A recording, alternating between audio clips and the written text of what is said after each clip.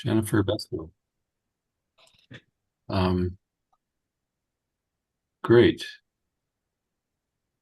Sorry, I'm just opening my packet here. Well, it's 5:30, so I guess we can get started.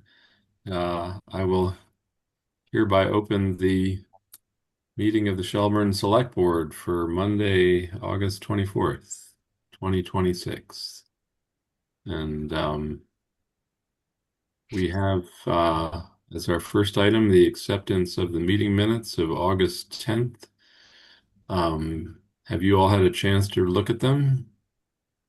I have Yes, All right, any changes? not a one from me. I have nothing to change. Is there a motion to accept?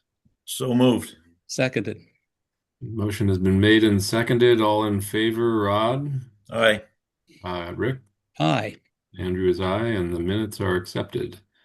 Um, we have a little bit before our police chief joins us, so we can move on to department liaison reports. Rick, do you want to start us off? Um, for the police, I'll wait until Greg comes on. And I have updates for tax title, but that's coming up under old business.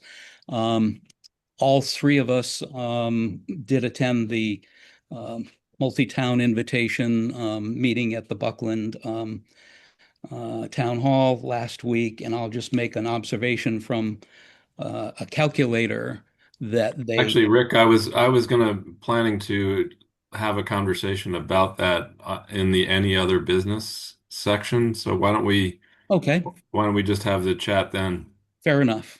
Okay, So that's all from me then. great. Thanks. Rod, Highway is still doing road trimming. That's trying to catch up from last year. Center Road Bridge is now open. It opened last Thursday. which bridge? The Center Road, the By bridge by the Stone Library in Shelburne Oh, Center. okay. Oh, so that's all put together again? Yes, I walked around with the guy that was the active foreman last Thursday, and it all looks very nice. They did a nice job, but Good. And did the plants and the birds manage to the weather plants and the the? yes, yep, birds vacated shortly after I started viewing them. They all flew to coop, Ah, and good. everything else was fine. Great. Great. Well, that's great. We got one more bridge under our belts. We do. We, now, if Any we get the updates next on one, the other bridge down below? I, there that's still in the state's hands right now. We haven't heard anything on that yet. And Jeff and I viewed Fish Mill Road, the drainage issue. Um, we got one quote. We definitely have to get some more. Hmm. Um, maybe even downsize a little bit. It was a lot more than I thought it was going to be. Hmm. But other than This is that, requiring work from an outside contractor. yes, yeah. Um, yeah, there's three catch culverts and several. I forget exactly how many feet of piping, but cutting the road and blacktopping it, resurfacing it again, and town going to be quite busy with Smead Hill Road, so they didn't feel they could do it as well, do both Mhm. projects. I see. Okay. I guess But you were able to determine that this is in fact a town responsibility? I'm not 100% convinced that it should be, but I'd like to revisit with Jeff and the woman there about it. But I mean, everybody has water coming off the road into their driveways and such, but there is a berm there now that seems to be working quite well. I viewed that on several rainstorms, and that berm in itself has alleviated a lot of the issues. I'm just not exactly sure if she would except just the berm and not the drainage, cutting into the roads and stuff. Hmm. That's why I'd like to have another visit with her. All right. Well, And Jeff and I looked at South Maple Street, the uh, sidewalk there, and I thought the homeowner was going to be here. Is I she here? believe she I am is. here. She That's wanted to me. speak a little bit on that if we would let her. Uh, sure. Yeah, we can let you jump in here. Thank I'm you. a little more flexible than some others about our meeting order work, so I Except appreciate it. go Uh, ahead, Jenna. so I do in fact live as South Maple, 33 South Maple. So Rodney and Jeff and I met the other day. As I've been in communication with Jeff for a fair amount of time since that temporary sidewalk was put in November, and explained to him that because the other side of my house is a cement wall, poured cement, it holds up the side, that's my expectation of what will be put in. Jeff said that he had asked, forget his first name, but Dickerson in Ashfield that does concrete work. Um, and came up with a price of 9,000. When I had talked to Jeff in April, he had said that he would, find out the cost budget and we would talk again after July. So that's what we've done. So I think all I have to say is I'd like the job to be finished this year. And it sounded like in the conversation with Rodney and Jeff, when you guys were at my house, that's kind of the plan. I don't think there's any other plan. So yeah, that's kind of all I have to say. Great. Questions? Thank you. No, I was just going to say that it follows on my query to Rodney about Smead Hill Road in that any time that we interface with a property owner on the borderline of, town right of way and your property, the key issue to determine is who owns what and who Right. is responsible for what. And so, my feeling is if we can reach clarity on that on both projects without, setting precedents that we don't want to carry forward into the future with other property owners, um, then I am good to proceed and to approve projects as they come forward that we have the resources for. But I think that's the key issue with these projects is to determine if what the town's responsibility is. So what is the town's responsibility from your point of view with my property? Well, I would defer to the highway superintendent to understand what the parameters of the project are and how they impinge on your property. Well, I mean, my understanding of those parameters, when he put in that temporary sidewalk in November, he took out a fair amount of land, and because it slopes down, again, the making whole of the property is to put up some kind of retaining wall, which makes sense, it's concrete, and then into the sidewalk, which is absolutely the easement. And because in part of building it, you know, the the retaining wall and the sidewalk are both part of the project, right? Well, I don't know that yet. I'm deferring to my highway superintendent for his recommendation about the solution and the specs. And Rodney is our liaison there. So Rod, if you have brought all that forward tonight and have that information for us, happy to hear about it. If not, we'll have to bring it back to another meeting. I will have to bring it back. I haven't seen the specs yet.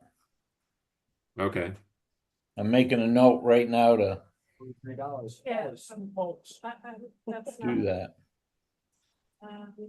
Let's get rid of that. Sorry, I'm at work, so I'm gonna cash someone out and be available Okay. to you guys again. Rick, do you have anything you want to throw in the pot here at this point? until we know where the right-of-way line is, It's tough to have a discussion about it, but at some point we may need to consider town council's opinion. But until we get the measurements, which I think they take from the center line of the road over so many designated feet, then we really are just kind of talking, and we might as well wait till we know the facts.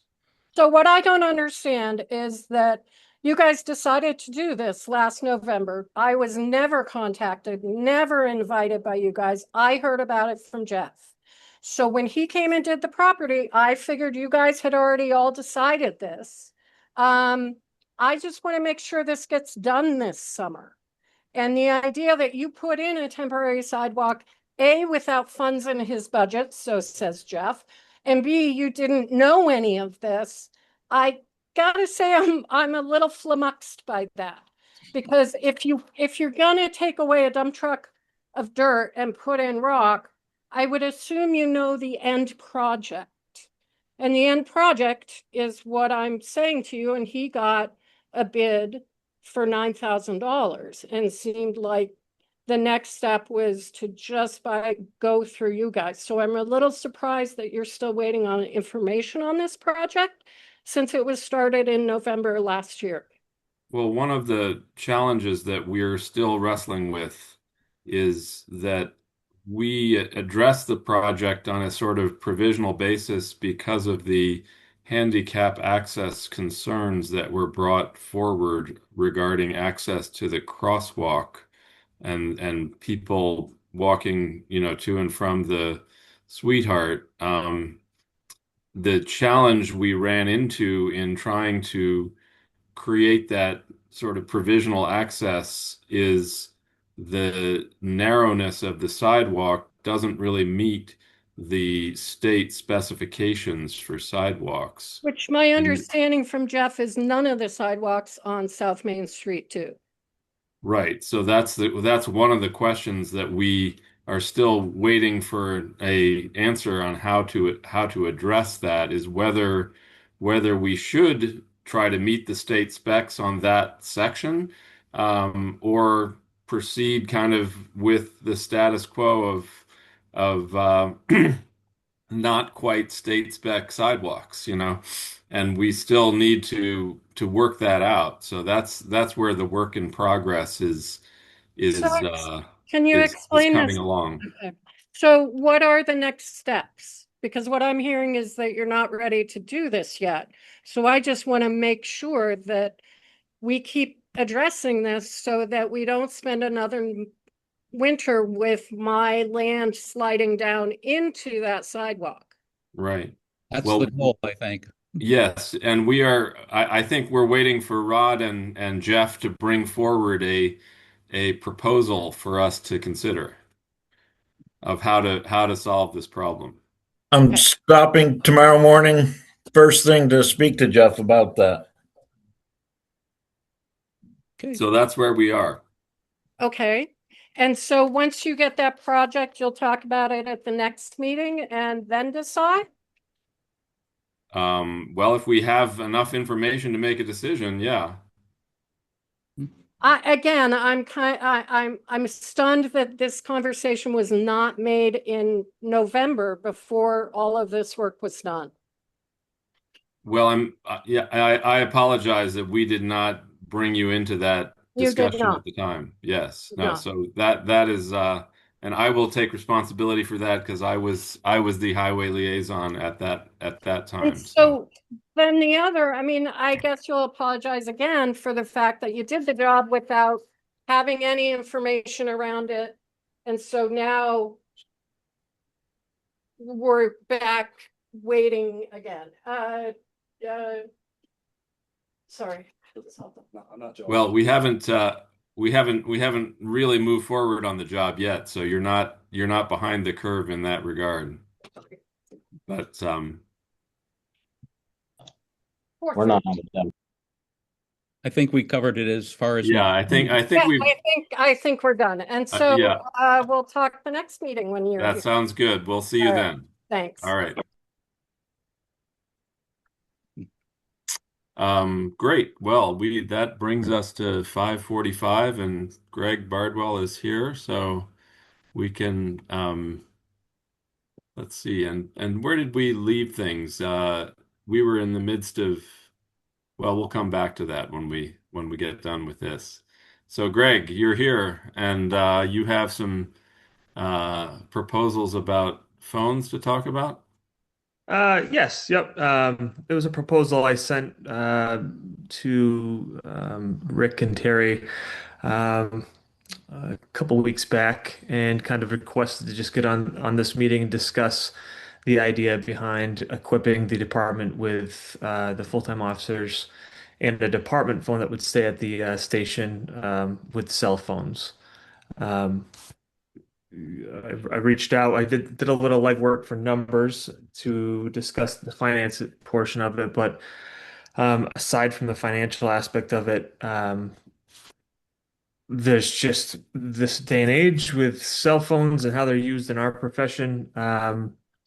I think that it might not be a bad idea to address this.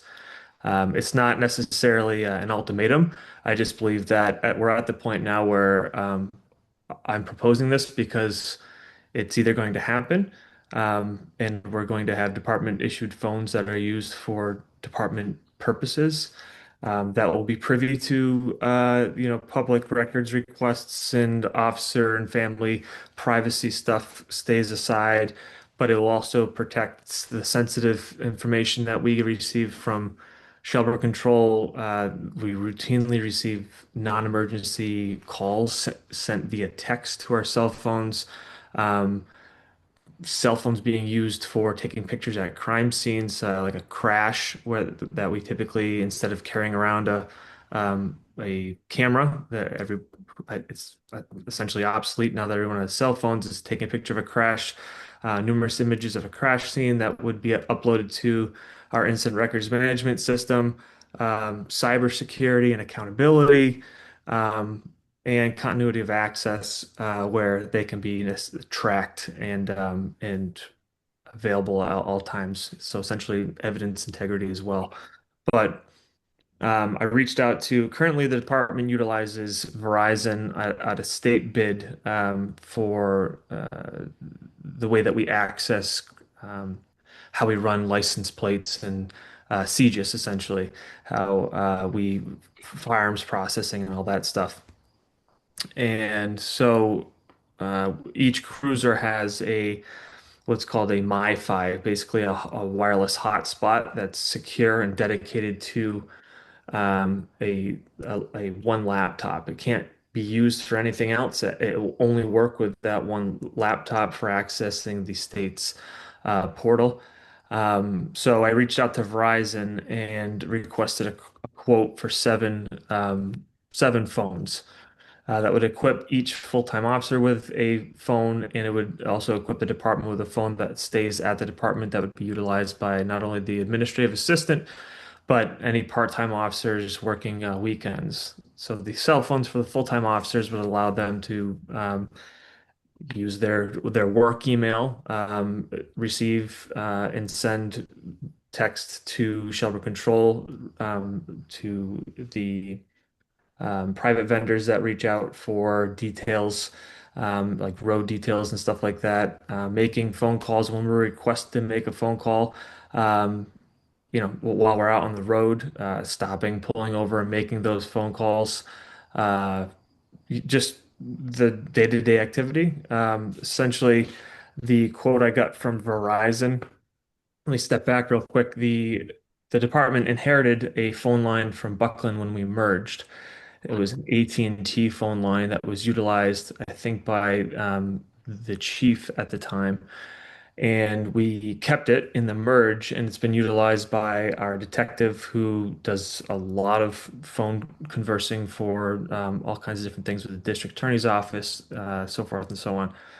That one phone line is costing the town about $1,500 a year. That's $127 a month for that one phone line. The quote that I received from Verizon was 201.95, which would be about $2,400 annually. So if this was to happen, I would essentially eliminate the AT&T service, and that phone, to which I have already reached out to AT&T, and they informed me that I could do so without any financial burden. And the town would essentially um, accrue like a $900 increase in our phone budget to equip the department with cell phones. Great. Before I go to you, Rick, I have a couple of questions for Greg. One, in reading your proposal, one of the things you mentioned in the options section was that you didn't want to create a kind of two-tier system between officers and supervisors. And um, I guess my first question is would this approach create kind of a two-tier system between full-time and part-time officers? You Um, mentioned that the part-time people on the weekends would have access to a phone, but what about other shifts? Yep. So those part-time officers, any part-time employee that works for the department, I can't force in. So essentially, is I would know that that the part-time officers that are working have that phone at their beck and call when they're working only, and then it stays at the department for the next part-time officer that comes in and works. Whereas so they're not necessarily they're being able to utilize that instantaneously if they're out in a call. They have something they want to run by a supervisor, which happens often, or something happens where they need to get a hold of a supervisor immediately, or Shelburne Controls reaching out to a supervisor because they're stuck on a call and they need guidance. Uh, I don't know, I guess that's the idea behind it. Whereas if a full-time officer has their phone, it's they're essentially um, at my beck and call. If we get a a bad ice storm, something like that, and I need to have somebody come in, they're gonna have that with them, and they'll be obligated to answer it. Okay, so the part-time people would have access to a phone when they come in for a shift. Yes, yep, that would be the phone that stays at the department. Okay. And is there funding in your budget for this project now? Right now? Yes, yep. There is. I typically budget for some miscellaneous expenses, and I think that the $900 increase, give or take, we could absorb to address this situation. Okay. Um, I just think it's not uncommon for police departments to do it. In fact, I believe state police is migrating over to this right now. It's um, it's just the way it is. We receive so much information via Shelburne Control over our cell phones that and emails and trying to be instantaneous with keeping up with times and how folks are. They're not gonna want to wait around, and I think I think it's something that needs to be addressed. I've been working on a policy that that we would implement, documentation of serial numbers, so forth and so on, who the phones go to, how we handle public records requests, how um, we store, how there would be settings that the phones have where they're not auto erasing, things like that. How we go about evidence. If you show up to a domestic and you need to take pictures of bruising on someone's wrists or on their neck or so forth and so on, that there's a process for when that picture gets taken, that it gets into our incident records management, it gets documented, and how it's then destroyed or not, depending on the situation. And do you have currently a kind of protocol laid out for how to do records management on a cell phone so that, you can say on an annual basis, do an audit and make sure that the phones are properly recording or not recording things Yep. as your protocol lays out? Not necessarily because they're all of our private phones. So there are certain things that we're held to by Mass General Law and the Public Records law that we are to retain. But in regards to taking pictures of a car accident, right? And then coming back and then emailing that picture to ourselves so we can get into our email to upload that picture to records management.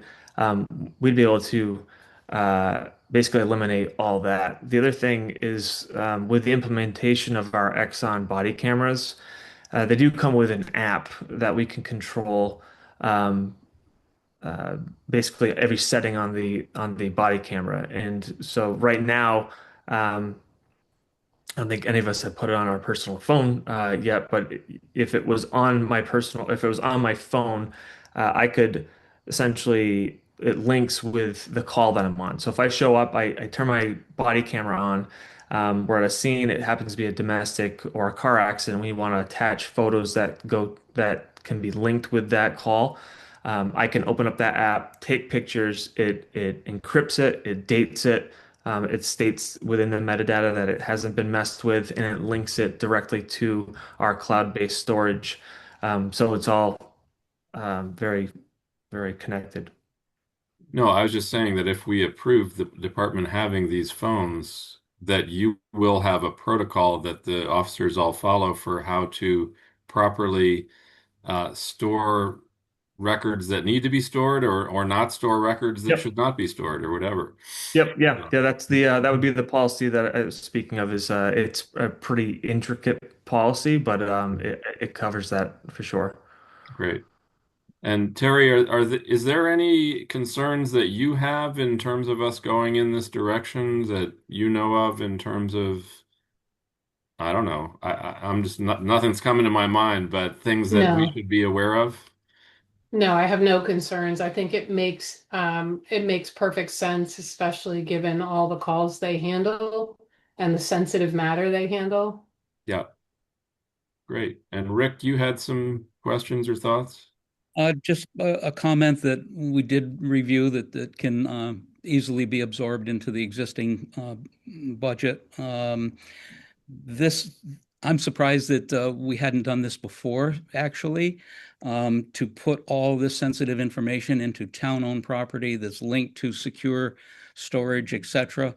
The fact that we are out shooting accident scenes or domestic abuse scenes with our personal phones is just seems not right.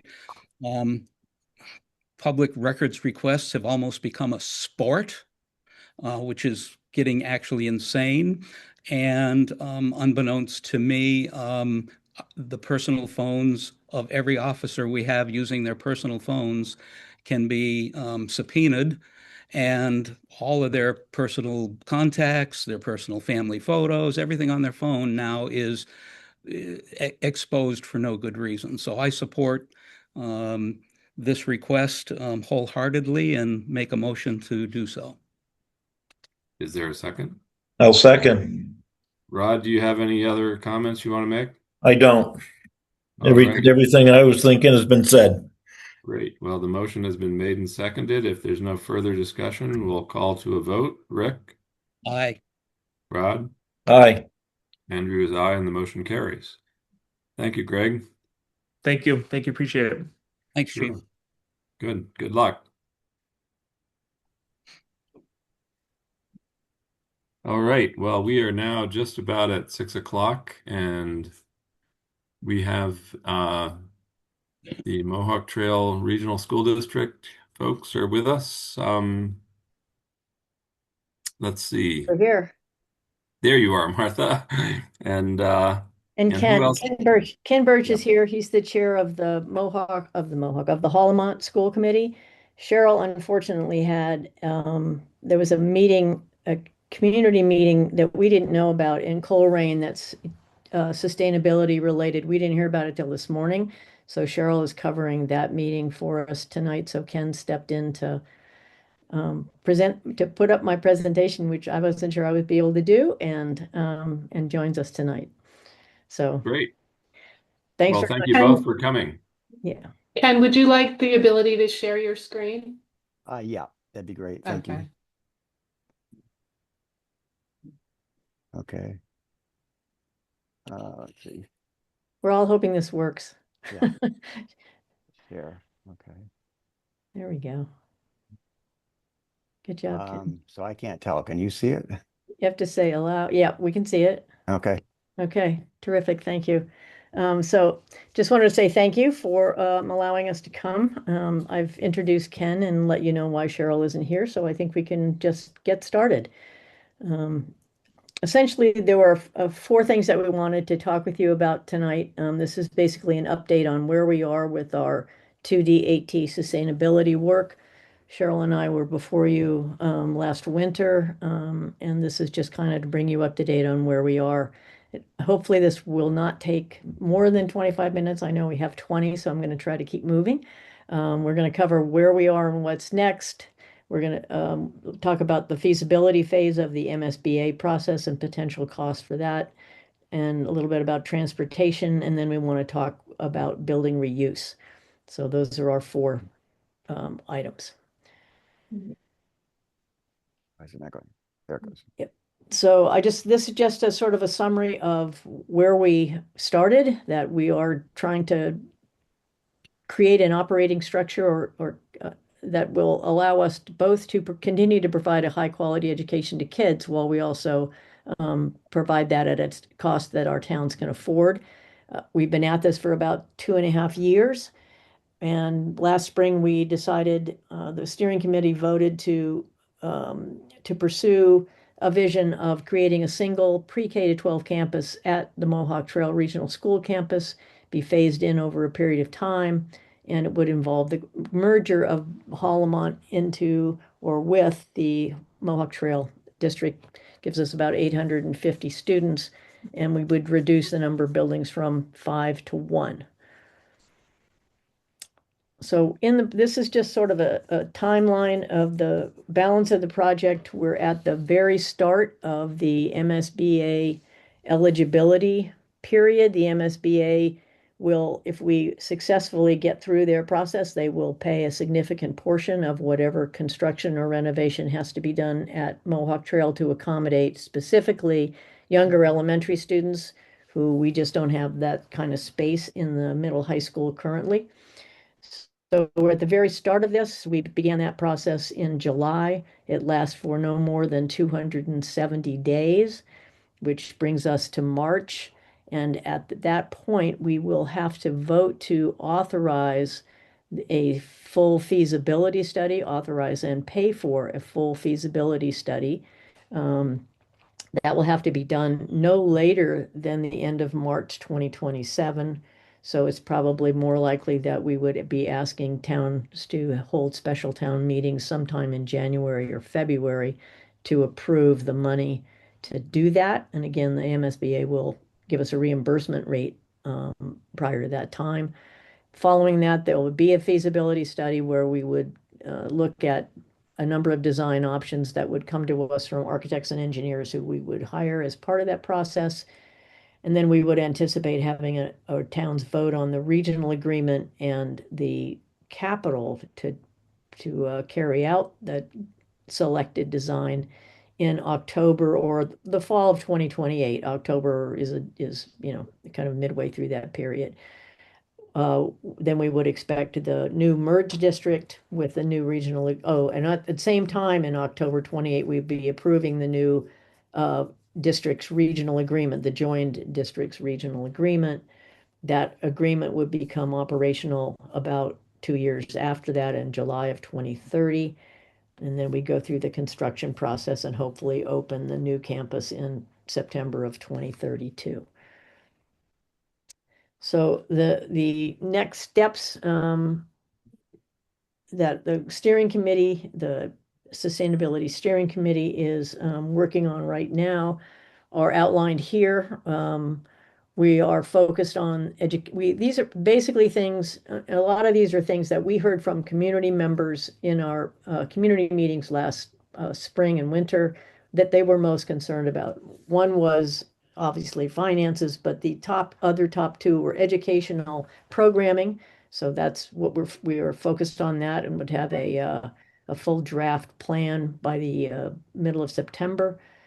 Transportation, we're trying to update and have updated our route analysis to try and make sure that we can get all kids there in a reasonable amount of time.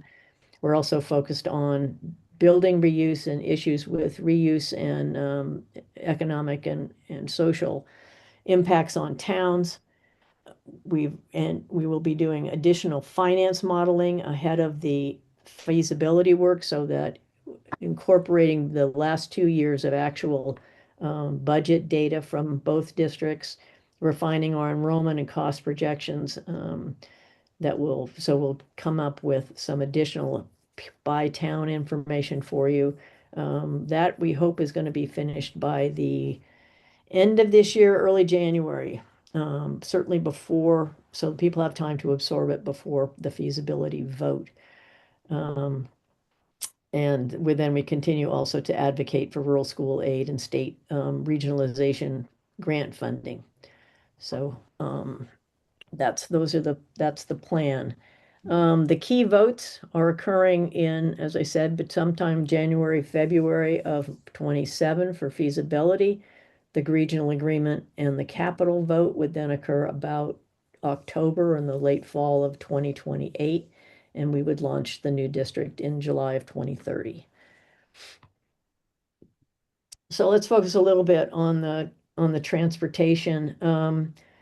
In our meetings with communities last time, this was one area that was very much of concern, the time on bus, especially for the younger students. So we asked BERT 12 to complete a really detailed study of ride times where they compared the current ride times versus the ride times that would be necessary to get kids to a consolidated school, either using the one-tier system that we use now where everybody rides the same bus at the same time. That would be one of the systems, or the system that we use now, which is a two-tier system where the elementary kids are on one set of buses and they go to the elementary school, and the middle high school kids are on another set of buses. When that study concluded that there were average ride times wouldn't really increase too much on average, but for some of the younger students, K to 3, there were about 23 kids who would be on the bus for more than 45 minutes, and we thought that was unacceptable. So we asked BERT 12 to come back and do another analysis about what it would take to get those kids to in the outlying areas to the school in under a max of 45 minutes. And they just finished that study and basically found that if we used 4 vans for the farthest outreach areas, we could get everybody to the school within 45 minutes. The cost of that, very rough cost, we thought would be around $345,000 a year, of which our Chapter 71 transportation reimbursement would account for. It obviously it really depends year to year, but 75 to 90% has been the amount in recent years. So that seemed to us to potentially be doable. But that study is available on the 2D8T website, and if you'd like us, I can certainly send that to you. But it's definitely something that we felt was worth planning for because it was such a major concern to the communities as we were talking with them last year. Yeah. And by the way, that's all based on where students are right now. Obviously, that can change over time, but there are particular nodes of younger students in Plainfield and Heath, further distances, that are particularly affected by this. Definitely. So this is just sort of an overview of the feasibility process. I mean, excuse me, the MSBA process. As we noted, we've just entered into the eligibility period, and that's followed by the feasibility period, where we go through the whole development of scenarios and schematic designs. Then once we've come up with a design that we've vetted with the communities and people feel comfortable with, there's a scope and a budget approval that will come next. And once the budget is approved, there's a local vote to appropriate the debt service on the town's portion of that capital. And again, the MSBA will pay a significant portion of that. For the latest project that done by Mohawk Trail, it was about 65% reimbursement rate and then that's for eligible costs, but our project should be mostly eligible costs. We don't have a central office or playing fields or gymnasiums or auditoriums that they don't normally pay for. They pay for educational space, and that's really what we need. So we're hopeful that that will be a significant part. And then they go through design and construction until the project is completed and the building opens as I said, hopefully in about 2032. So estimated construction costs, these are really, really rough estimates based on MSBA guidelines of the amount of cost per square foot per student. So if we added approximately 210 pre-K to 2 seats, that would be about 38,000 square feet, and basically using MSBA's range of costs for new construction, that would leave us in the total cost range of about 26 to 37 million. Again, that's before the MSBA reimburses. And I think these amounts used a 25% cost multiplier for the non-reimbursable space. Again, very rough estimates, but we wanted to make it clear that we're not talking about the Cadillac of buildings here. This is a pretty small, certainly small project for the MSBA. So we just wanted to give you some very early, very rough cost ranges for what we might be looking at.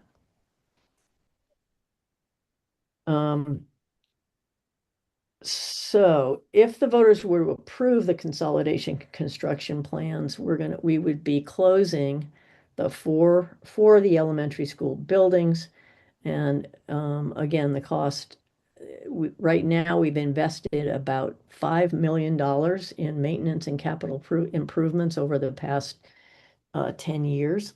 And the estimate is that we would continue to have to spend, if we did nothing, we would need to spend about $1 million a year in ongoing capital needs. Now, in the last few years, we have really not, we have many capital requirements on these buildings, very limited amounts of which we have presented to towns because we understood that towns didn't have any money to pay for these expenses. But at some point, especially with regard to BSE, which is a very old building with tremendous electrical incapacity at the moment, we're going to have to start investing in the buildings, and that estimate is about 1 million a year. The first thing we'd have to do would be to have a thorough analysis by an engineering firm of what are the requirements so we could figure out exactly what we should be doing, need to be doing. When do we need a roof? When do we need windows? When do we need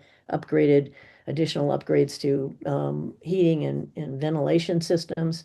All of these things we need to know, but our current estimate is that it would cost at least $1 million a year going forward if we do nothing. So that's something that we need to keep in mind. And obviously, as you can see, our buildings are currently quite underutilized, whereas we think if everybody were moved to the Mohawk Trail building, we'd be in the 70 to 80% complete utilization mode, if not higher. We'll just have to see whether we renovate or add space from the feasibility study. So building reuse is something that we are encouraging towns to begin to think about now. We certainly understand that it's not certain that consolidation will pass and that the buildings will become available, but what our research has definitely shown us is that outcomes are better if there's good community planning and participation that begins well in advance of any transfer of ownership to towns. So that's one of the key things that we wanted to talk with you about tonight. I think you can keep going, Ken. Okay. So through BERT 12, we commissioned some research to explore what makes for successful reuse strategy.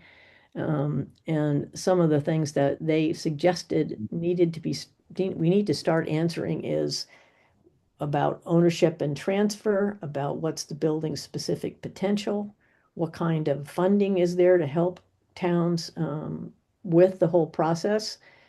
What is the community interested in? What kinds of uses would make sense for local needs and priorities?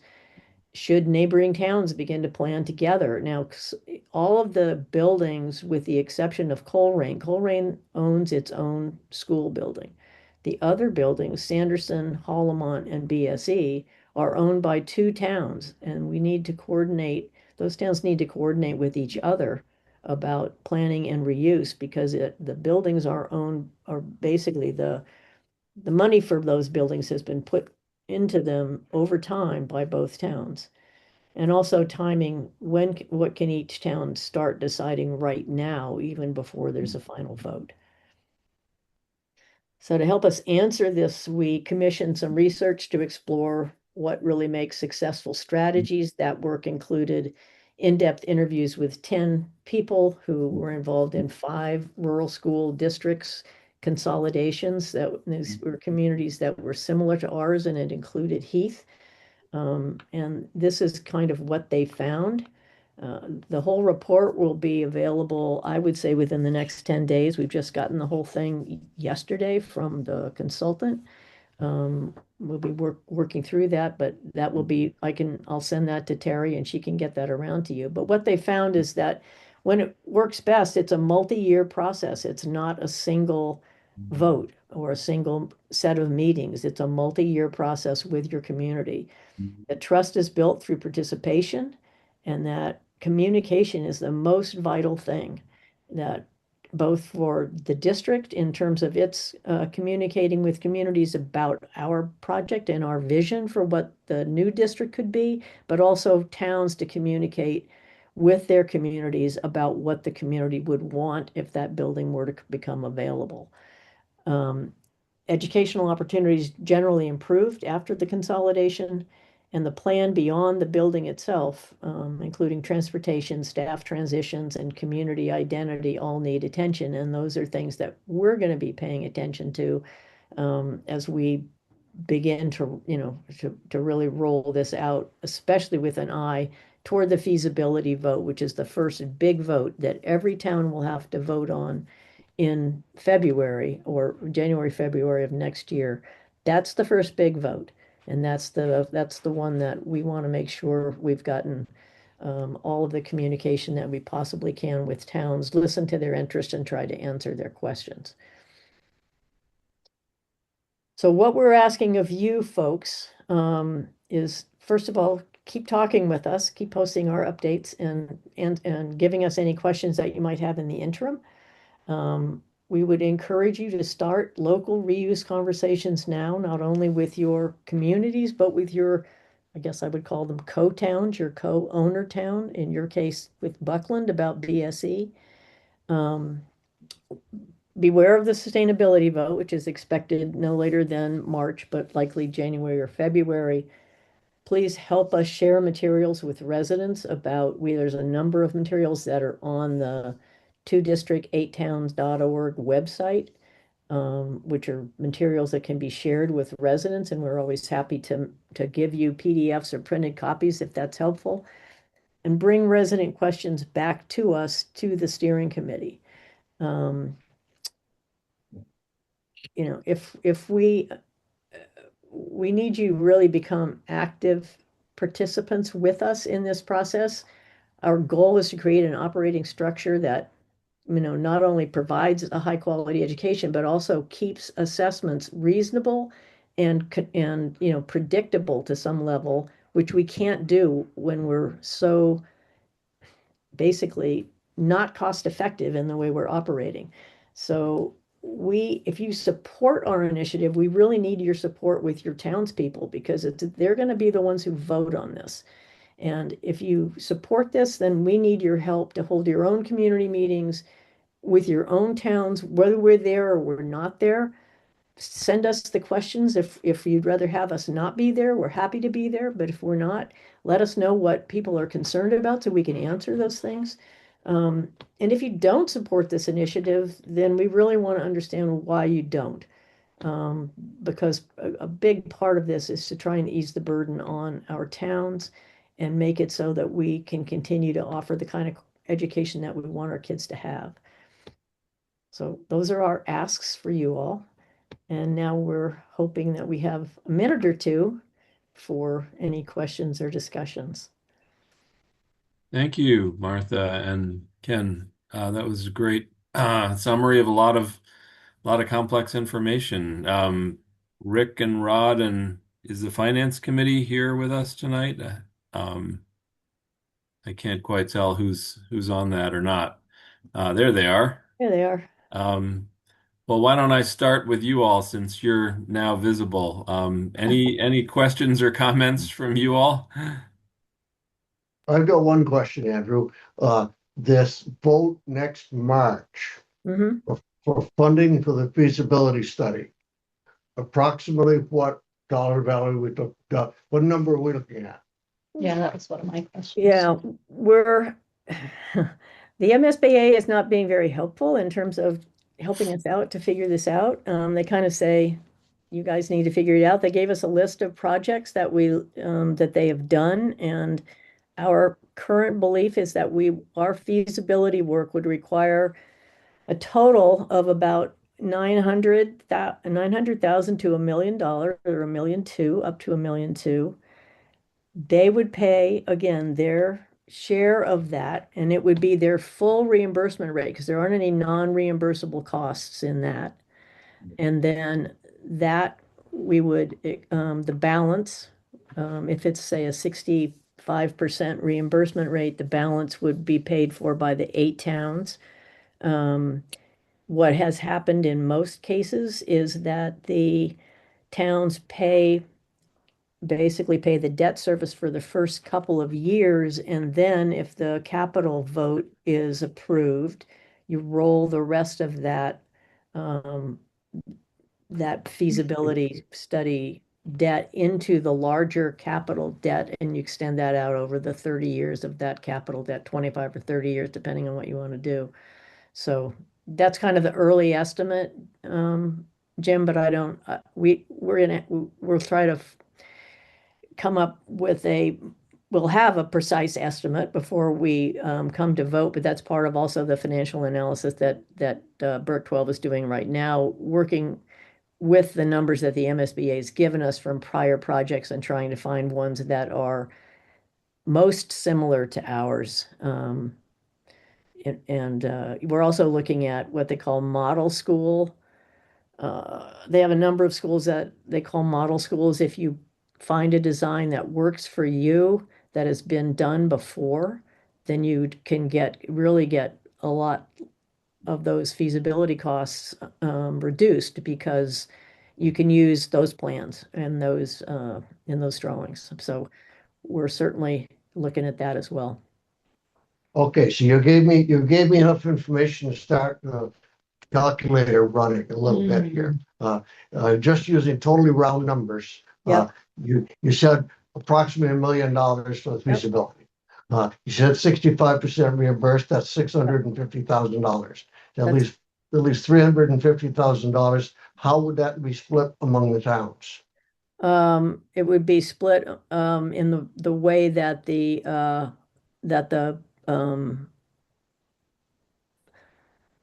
regional agreement defines capital investment. Now, we have also been looking at some alternative ways to finance that, to do that, because it involves Hollamont, and Hollamont has right now only participates in 7 to 12 capital expenditures at Mohawk Trail.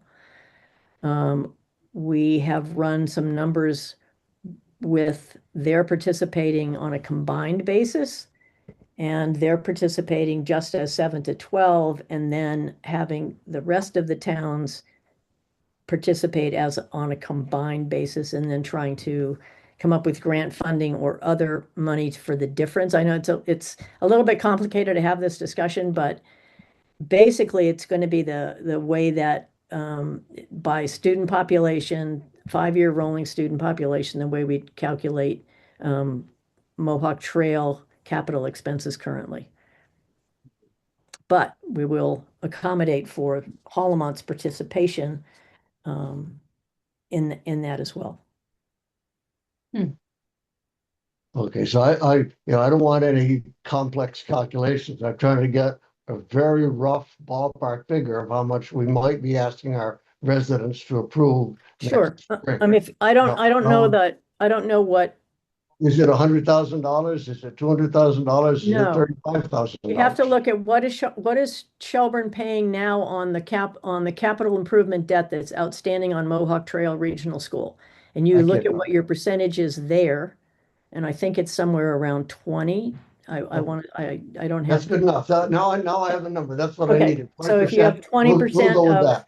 20% of 350 Okay, over 7 years, $70,000, $70,000 in that area. right, over 7 years.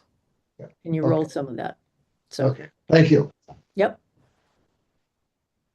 Terry, did you have something there? Just wondered if this vote could wait until our annual town meeting, because to bring it forth at a special, we typically don't bring a project of this magnitude at a special. We have to have the vote before the end of the feasibility period, and the feasibility period ends March 31. Oh, my goodness, okay. And is there not, and we kind of ran into the same issue with the tech school this fall with their October special vote.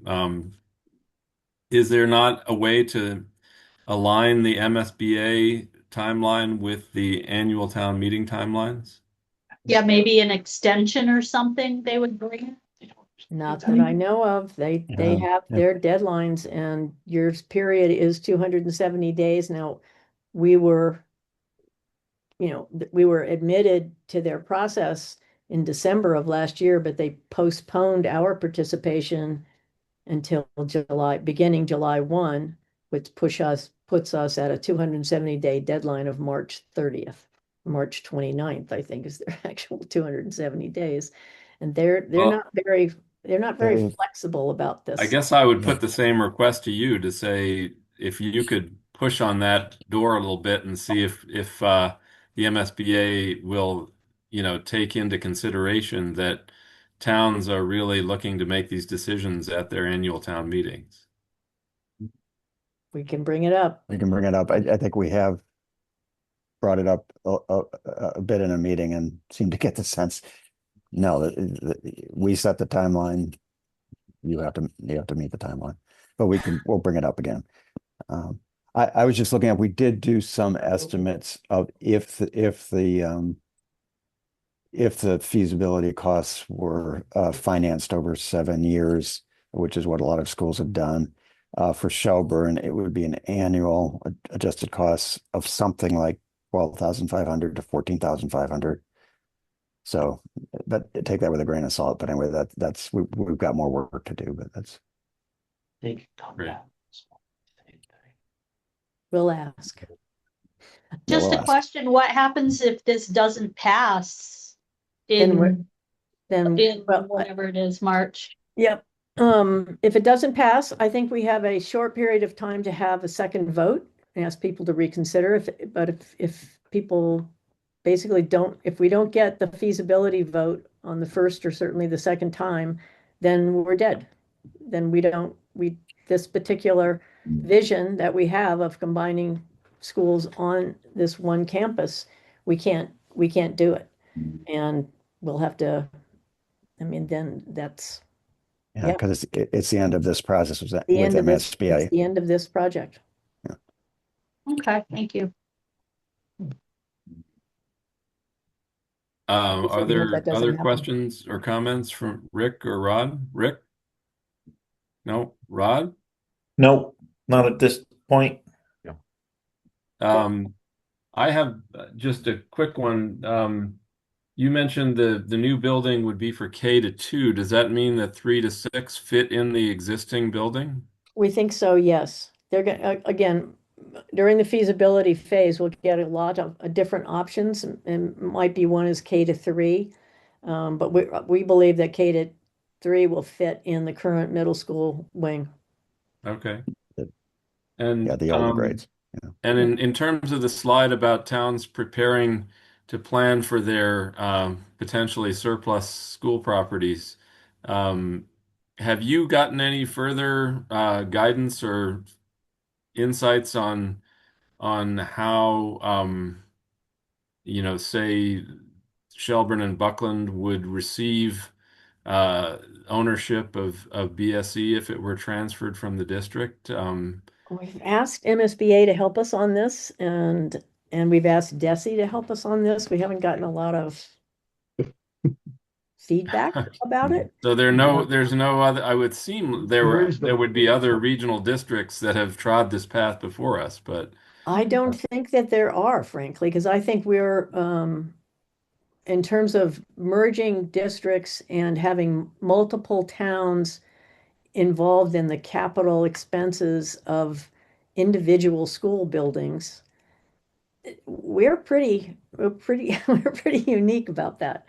We did talk with FERCog. We had a meeting with FERCog, and they suggested that there are grants and other opportunities to find funding for, helping towns with develop reuse strategies. But we haven't gotten any real feedback on exactly what the structure should be.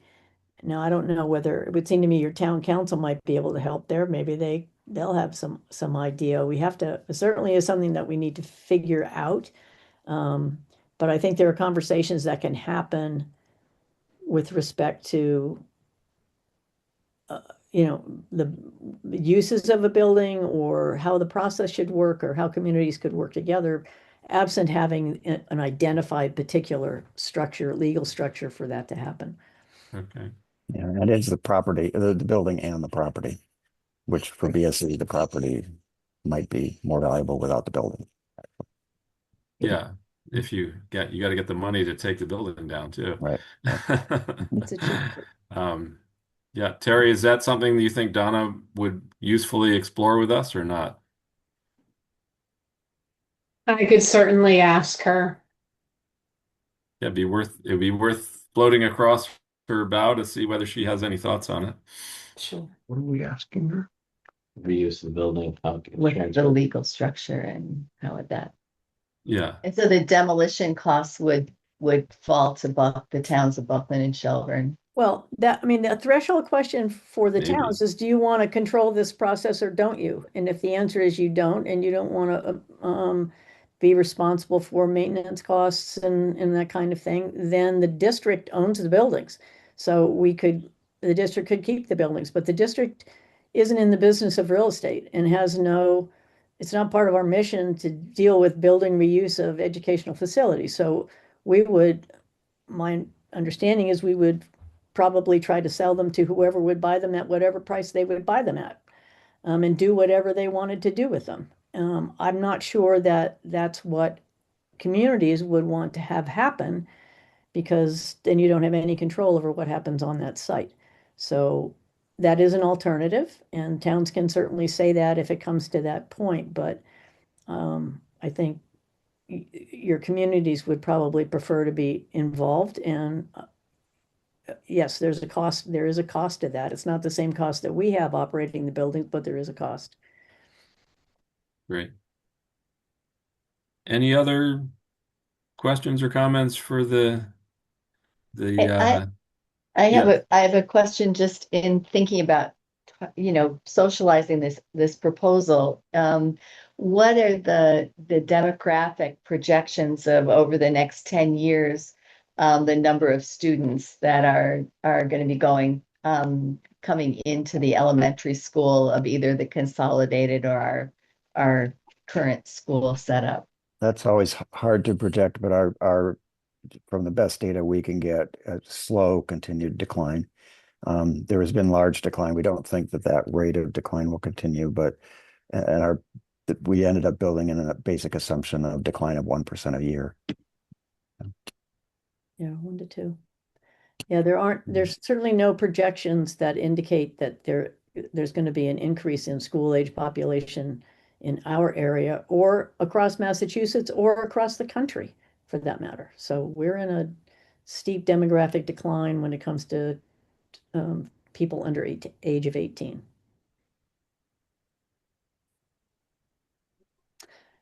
All righty. Well, lots to again, think I will about. say if you folks decide that you're not supportive of this effort, we'd certainly like to to hear that, and we'd like to understand why so that we can talk with you about it, because none of this is going to happen unless, the town leadership helps us and gets involved in at least communicating and digging up questions that we can answer as this process goes forward, because we need your help if you support it. And if you don't support it, then we really would like to understand why not.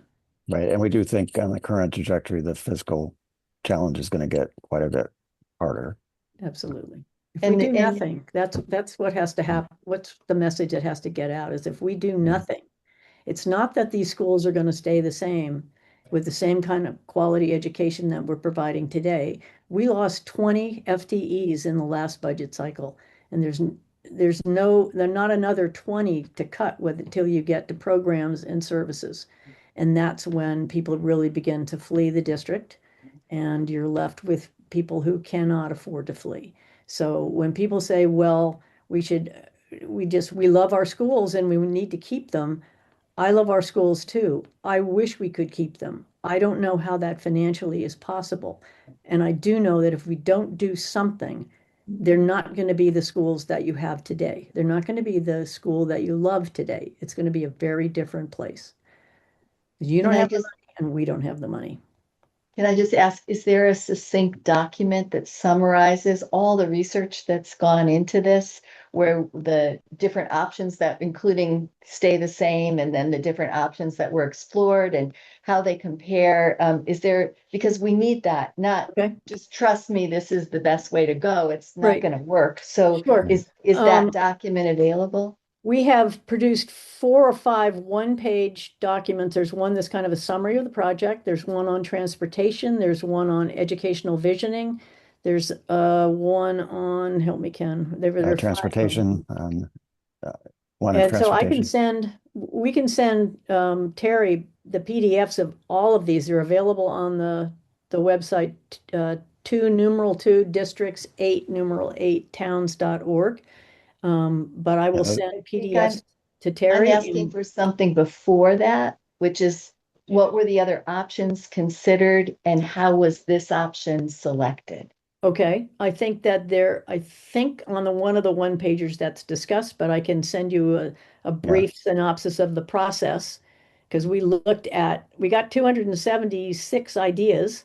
We looked very seriously at 56 of them that pertain to sustainability. And we ultimately came up with the 5 options that we looked at very deeply and voted to accept the consolidation option as being the best. But I'll get you that information, absolutely, in a digestible way. Thank you. Right. All righty. Well, Good. Are we at a good stopping point? For us, sure. Great. Well, Thanks thank very you. much for having us. Appreciate the Thank time. you. And thank you, Martha and Ken. We appreciate your taking the time with us. Yeah. Thank you. Night. All right. Bye. Good night. All right. We are a little bit over, but we'll try to get ourselves back. Is David Kong here? Oh, there's David. Hi. Yes, I'm here. So thank you for your patience. We are back to you with the placement of tables and chairs at 1 Deerfield Avenue. Yes, yes.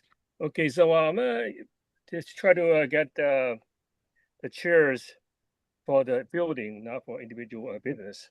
So just understanding on the 1 Deerfield, only one building along the avenues. So talk to a couple of people to see if they can put chairs of benches. So Jerry Prick from Asheville Lake Stones may interest to put a bench along the building, and I want to put some more chairs and tables along the building side to let the customers or let the tourists people a place to sit. So that's right. Well, we have in our packet 2 different sites where you now have outdoor furniture. One of them is on a town sidewalk outside your building, right next to where the wine store is. There's a glass table with an umbrella and a couple of chairs and a plant, is what I can see in the picture. And Mhm. all of that is sitting on the town sidewalk. So town sidewalk next to my building Yes. is exact. Well, there's no one under. I'm not saying how far the building can be on the sidewalk or sidewalk on the No, building. that's a town sidewalk that's Okay, outside your building. That's a public way. right. I understand that. So everybody have a chairs and tables on the street. They are not on the town sidewalk or not on the town properties. I'm not sure what you're referring to. Well, there's so many. Like a Bay, they Yes. got theirs, and on the Bridge Street, there's so many tables on the sidewalk. So I don't know is there being difference from this.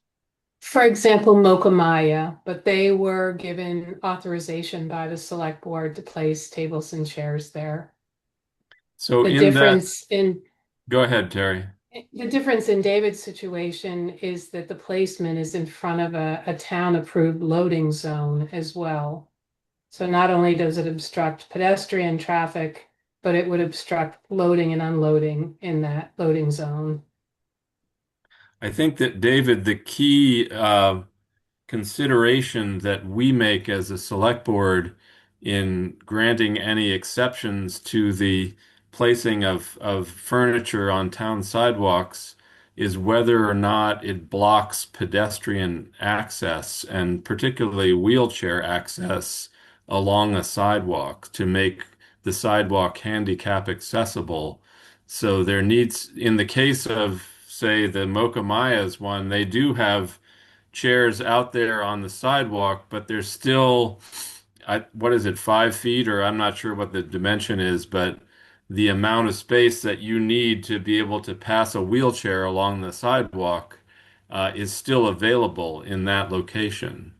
So that's what we look at in terms of how to maintain public access to the sidewalks.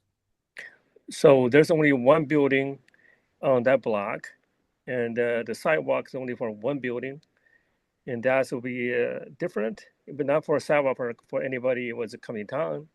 The It's sidewalk for on the other side. people who want to travel down Deerfield Avenue on their own 2 feet, not in a Well, car or a bicycle, but walking on the sidewalk. right, right. So where they going? Because Well, a on lot my of people side of go it, down to the potholes. well, you can't go down the pothole because there's on my side of it, there were stairs into the one of my entrance. Well, So that's already being a lot further than when you talk about sidewalk. Go ahead, Rick. okay, well, I think what you're missing, the point is that that is a town-owned sidewalk, that you've obstructed it for right now a substantial maybe 10, 15 feet from the table and umbrella that you've put in and all the planters you've put to the right of it towards your steps that go into the cafe. So if someone wants to walk from the bowling alley, from the wine store, down the sidewalk to your cafe, they've got to step into the roadway, into the loading zone, and go past that section to get to your steps. That's an obstruction that we can't allow. The others that you mention do not obstruct, as Andrew said, do not obstruct the passage of passerbys, including ADA wheelchair, including those others on Deerfield Avenue. I went this morning and you had folks eating in your gazebo area over there on the far side. That's perfectly fine. It's out of the way. It's not blocking a sidewalk. But on the other side, Baked had 3 or 4 tables, I think, and chairs, people sitting enjoying their lunch, and the sidewalk was not impinged on 1 inch. And they're all done with permission because that's the whole point. Keep it safe for everyone. And um, blocking a substantial portion of the sidewalk and the loading zone makes it, in my mind, impossible for us to do what we did for everyone else and that you've quoted in approving what you've done there. And we did reach out to you in writing, excuse me, twice. You hadn't responded until you asked for time tonight. So I'm glad that you came before us to ask for permission, but it sounds like not only are you saying you don't want to take out what's there, which we want you to do, but you want to add additional benches along the building. That's just not going to happen, I'm sorry to say. Okay, so there is there any bylaws? We were saying there's no chairs or no seating next to the own building. No, we're talking about blocking public access on a public town sidewalk. And you've completely blocked it off. So that's the issue. So we don't want to be put in a position of liability, or you put yourself in a position of liability if someone comes down that sidewalk and has to roll out in a wheelchair or step off without looking behind them into the roadway to continue 10 or 15 more feet to get to the stairs of your cafe business. You know, this is a litigious society in which we live, and we don't want the town exposed, and I wouldn't think you'd want yourself exposed to that kind of liability. Sure. So you're saying you went down to today, this morning. So the sidewalk, it'd be end up at the stairs, not the stairs, a step to my mailbox. So that for anybody can pass in the mailbox, they have to go around it, go on the street. So how do you think that's be a liability or then any create anything with The challenge you're up against is if your sidewalk was twice as wide as it is now, we would be having a different conversation because you could probably fit a table and a chair and still allow somebody to pass in front of it in their wheelchair. But unfortunately your sidewalk is only one of those concrete blocks wide, and that's just enough for a wheelchair to pass along. And so we don't really have any flexibility to allow both things to happen at the same time. There's just not enough sidewalk there. I understand it. So that I thought of that would be good for benefits for the tourists or for the towns. That's what I'm trying to do. It would be great, but we'd essentially be giving the town property to you in order to achieve that. So I have not looked at it what my property line is. So my No, property I'm talking about the functional use of the property would become private at that point, and that there would no longer be a public sidewalk there. It would become your, dining and recreational area. And we're saying to you, this is a public sidewalk. All right. Makes sense to me at this point. Okay, so Yeah. we would like you to remove that as soon as possible, the table, chair area, all those planters and stuff, so that a person could walk down, even let's say a person with a cane could walk to the end, grab your handrail, go around and go up the steps into your building there safely. So Sure. right now it can't happen for them. Definitely. So let's go back to the response. I got your letter. I removed the first furniture in the front. So I thought that's what we're talking about, finishers. The table I didn't remove because I saw the table. The finisher I did remove it. To let you know, this is the first I got your letter, I removed it. Okay, I'm sorry about that. I've been down there several times since we've first had this call to our attention, and the only one I've seen there is the table with the umbrella. Right. So that one I'm going to remove it tomorrow. Okay, and the plants that go the rest of the 10 feet to your stairs. Well, the plant is going to go up to the block with my mailbox, go on top. Oh, okay. To downhill from your stairs. Right. Okay. I don't believe there's sidewalk there. Or there's no sidewalk. Yeah. Right. Great. All right. Well, I'm sorry we could not accommodate your outdoor dining idea, but that's the space that we have when we first renovated Deerfield Avenue 30 years ago. It was a very small, underbuilt kind of dirt road that went down to the potholes. And so we have improved it substantially, but the dimensions of Deerfield Avenue are just not big enough to accommodate, the kinds of things that many businesses would like to do in terms of outdoor retail and restaurant. I think that'd be a great for the town doing a good job because a lot of people come in. The parking area is busy. A lot of people are looking for people to sit, people to Yep. rest. That's I can see it. I'm trying to give them more seating down to my other area, but sometimes they're busy. Yep. Yeah. So I think more chairs will be better for benefits everybody. And the Pocket Park has tables, just a few feet up from your building as well. But we appreciate your cooperation and thank you for it. Thank you. Thank you. All right. All right. All right. Thanks for coming in. Thanks. Sure. Thanks. Good luck. Thank you. All right. Well, we are done with our public appointments, and let's circle back to the liaison reports. Rod, did you get done what you wanted to say? I think I did. Everything else is in old business that I want to discuss. Okay. And Rick, how about you? I'm all set. You're all set. And I don't have a lot to add. The Pratt group is meeting tomorrow, so I'll have more of an update there with the library group. The sewer commission is still struggling to find a date to meet with Buckland, and we may have one for next week, but we will find out.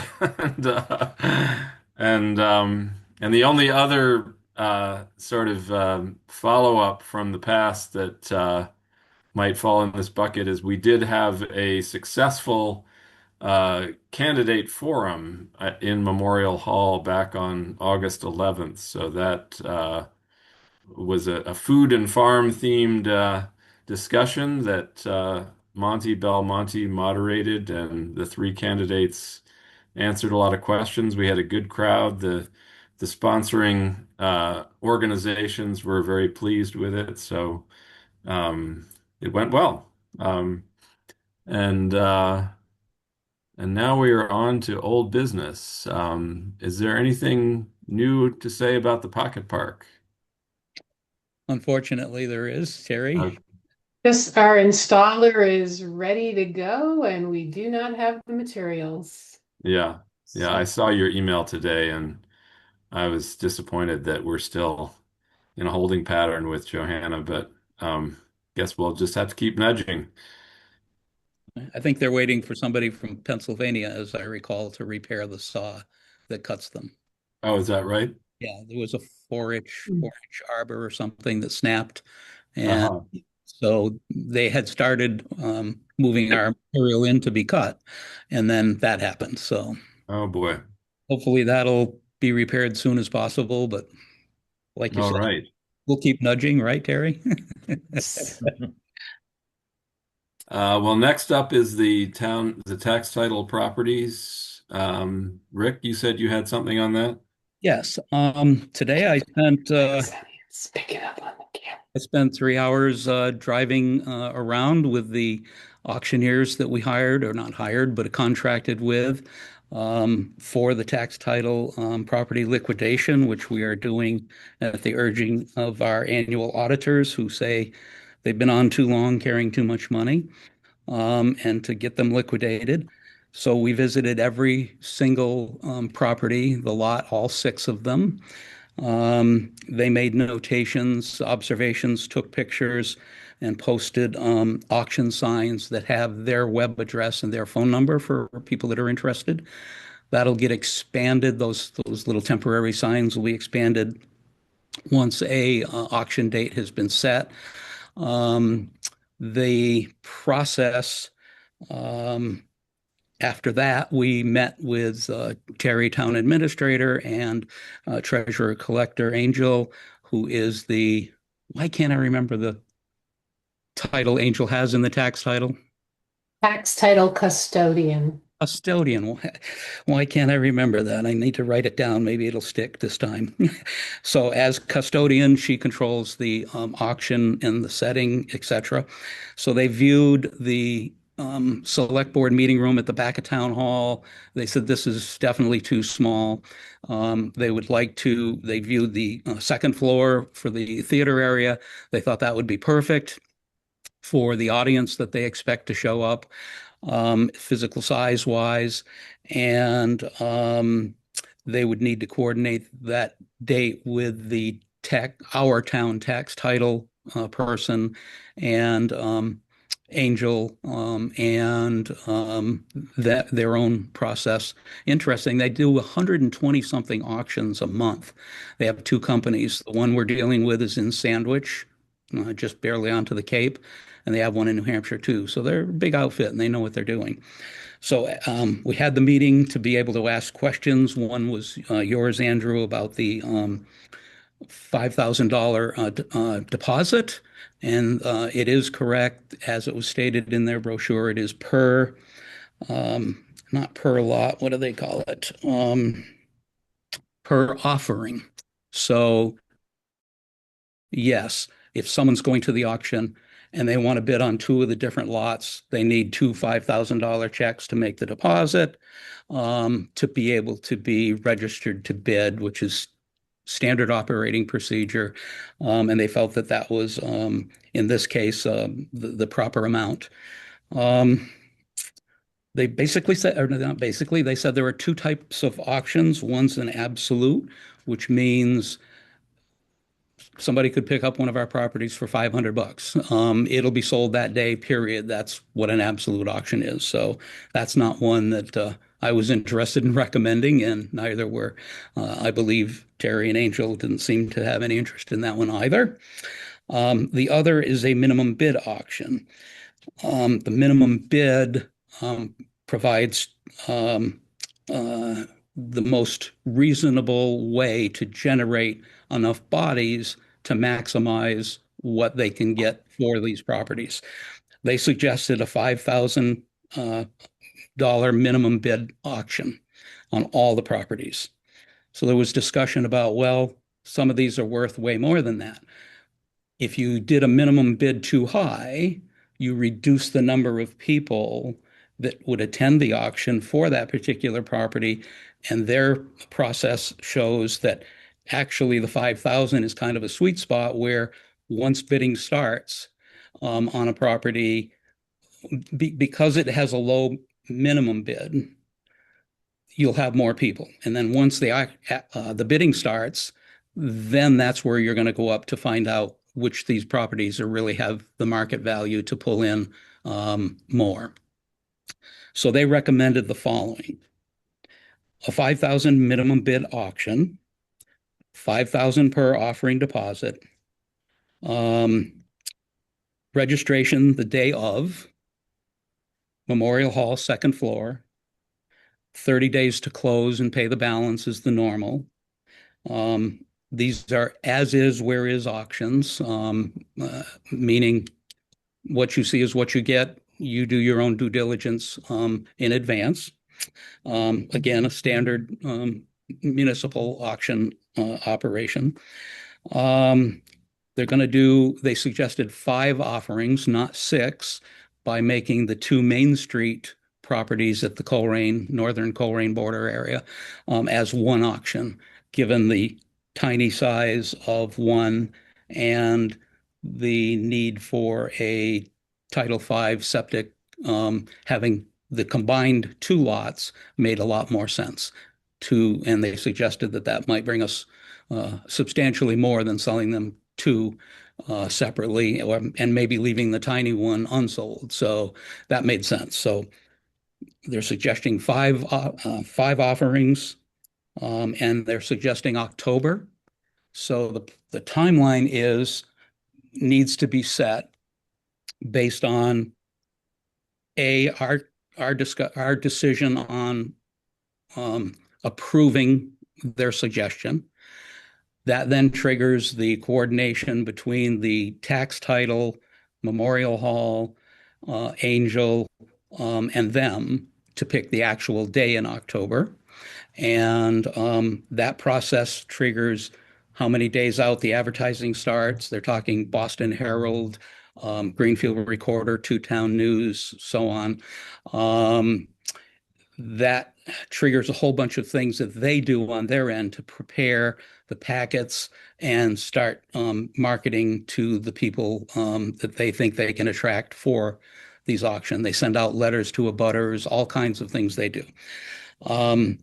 So to meet that timeline for an October auction, they've asked that we approve those three things, that we do agree that this should be a $5,000 minimum bid auction, the $5,000 per offering deposit, which is standard operating procedure, and that we do the 5 offerings instead of 6 individual properties. I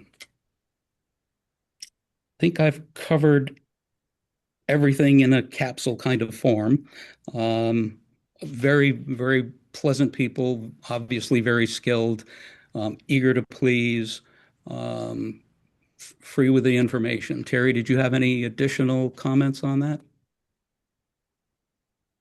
No, I think you covered everything. So I would therefore like to start the discussion after a motion to approve the definition of the auction style, which is a 5,000 minimum bid auction. They love that wording from the marketing standpoint of how many people they would draw. One of the things is 46 acres.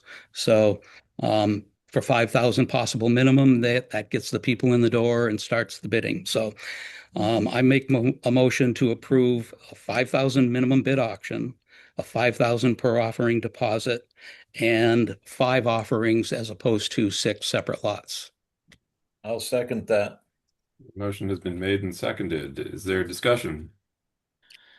I guess my question, Rick, is if we were to approve this 5,000 minimum bid auction model that you put forward, does that mean if each property sells for $5,001, that the town is obligated to transfer the properties at that rate? I believe if it's broken over the 5,000, that may be correct. The point is, these properties have been on our records costing. No, I just want to get confirmation that that is the model. I believe that is. That we are obligated to accept a bid of $5,001 on any one of these properties if we go this way. I believe that's correct. And that would then put them back on the tax rolls at the full assessed value, which is what we just want to get them off the books. I'd sell them for $500 myself, although everybody would have a heart attack, just to get them back on giving us money instead of costing us money just sitting there dead. So that's why that 5,000 figure they've used before, they felt was very comfortable after looking at the properties. A lot of them are billy goat territory, straight up and down properties. Example is Brook Road, Fisk Mill Road. That property is about that angle, heavily forested. Brook Road has no electricity, has no water sewer running by it. So that would be an expense to get there to be built. There was looking at we don't have any prime properties is what I'm trying to say.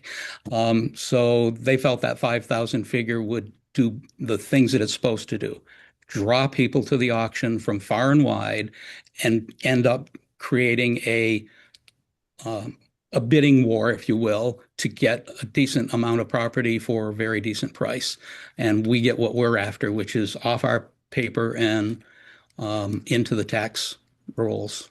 So going to the second part of getting it back on the tax rolls, if somebody buys one of these properties for $5,001, doesn't that price that's been then set for that property affect the assessed value? Not to the best of my knowledge. Do you know that, Terry?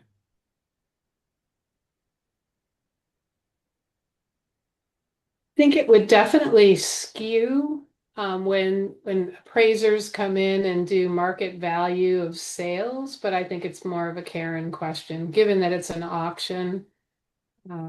that may change how this is viewed. Well, banks go to auction all the time, so it would seem like there is an answer to that question out there, is what happens to the assessed value of an auction property? I'm sure there's an answer. I just don't have it tonight. I would rather ask Karen how Okay. that Well, would I'd work. be interested in knowing that answer. Absolutely. Yeah. Find that I would out. definitely. Okay. Rod, do you have any questions? I do not. All right. If there's no further discussion, we'll bring the matter to a vote. All in favor, Rick? Aye. Rod? Aye. Andrew is no, and the motion carries.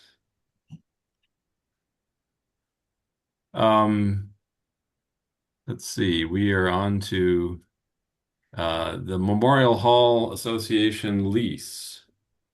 Have you all had a chance to look at Donna's redlined version? I have. Yeah. Yes. All right. Let discussion ensue.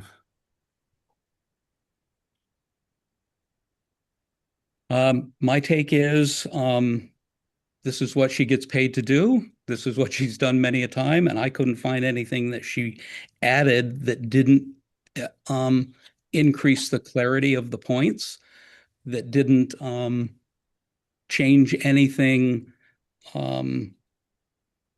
Nothing new, basically. Just clarified a lot of things and brought, as I think I mentioned before, things that she had recognized off that 10 years ago made sense, but now didn't and needed more fleshing out, which is those pages that are almost all read. So having read them all, being the advice of our town council, I'm totally happy with the red line version that she sent to begin our discussions and negotiations with the Memorial Hall Association. Rod? I pretty much feel the same way. All right. And Terry, have you been able to do any looking at the various sort of comparable services that we offer in addition to arts and entertainment recreation? You know, at the Cowell Gym, for example, to come up with a kind of equalized approach to valuing the lease that we have in relation to, you know, what we're charging or our other service providers for similar services. I have not looked at that. I know that you had mentioned it at the last meeting. I thought it was for a discussion amongst you this evening, not my actually going out and fact finding. The recreation are elected. They set the fees for their building. I would have to find out maybe through their website what they're charging. Maybe as little as $2 for user fees, but then those fees go back into the town's coffers. And then we reserve them for appropriation for future projects. That's one model. We rent the Visitors Information Center for $1 a year. They take care of all their expenses. If there's a capital project, we often will split the cost or it's grant funded, any improvements there. I can't really think of any other lease that we have except for the Pocket Park, and we pretty much pay rent and we manage the property. The only one I can think of is the food bank.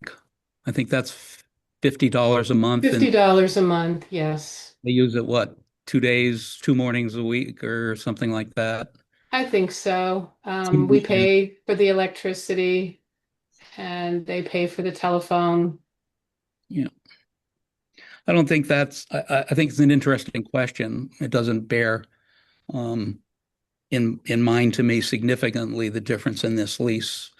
I mean, 10 years at $100 a month. You know, I think I mentioned previously that when we get into discussions with them about the rates, 2017, $100, 2026. That's $136. So 11 years after the first lease started at 100 a month, I think 136 at a minimum wouldn't be an excessive burden on anyone. A minor 50-cent addition to a ticket price would cover that in a heartbeat, I'm sure. So, but all that we can discuss further when we sit down with them. Okay.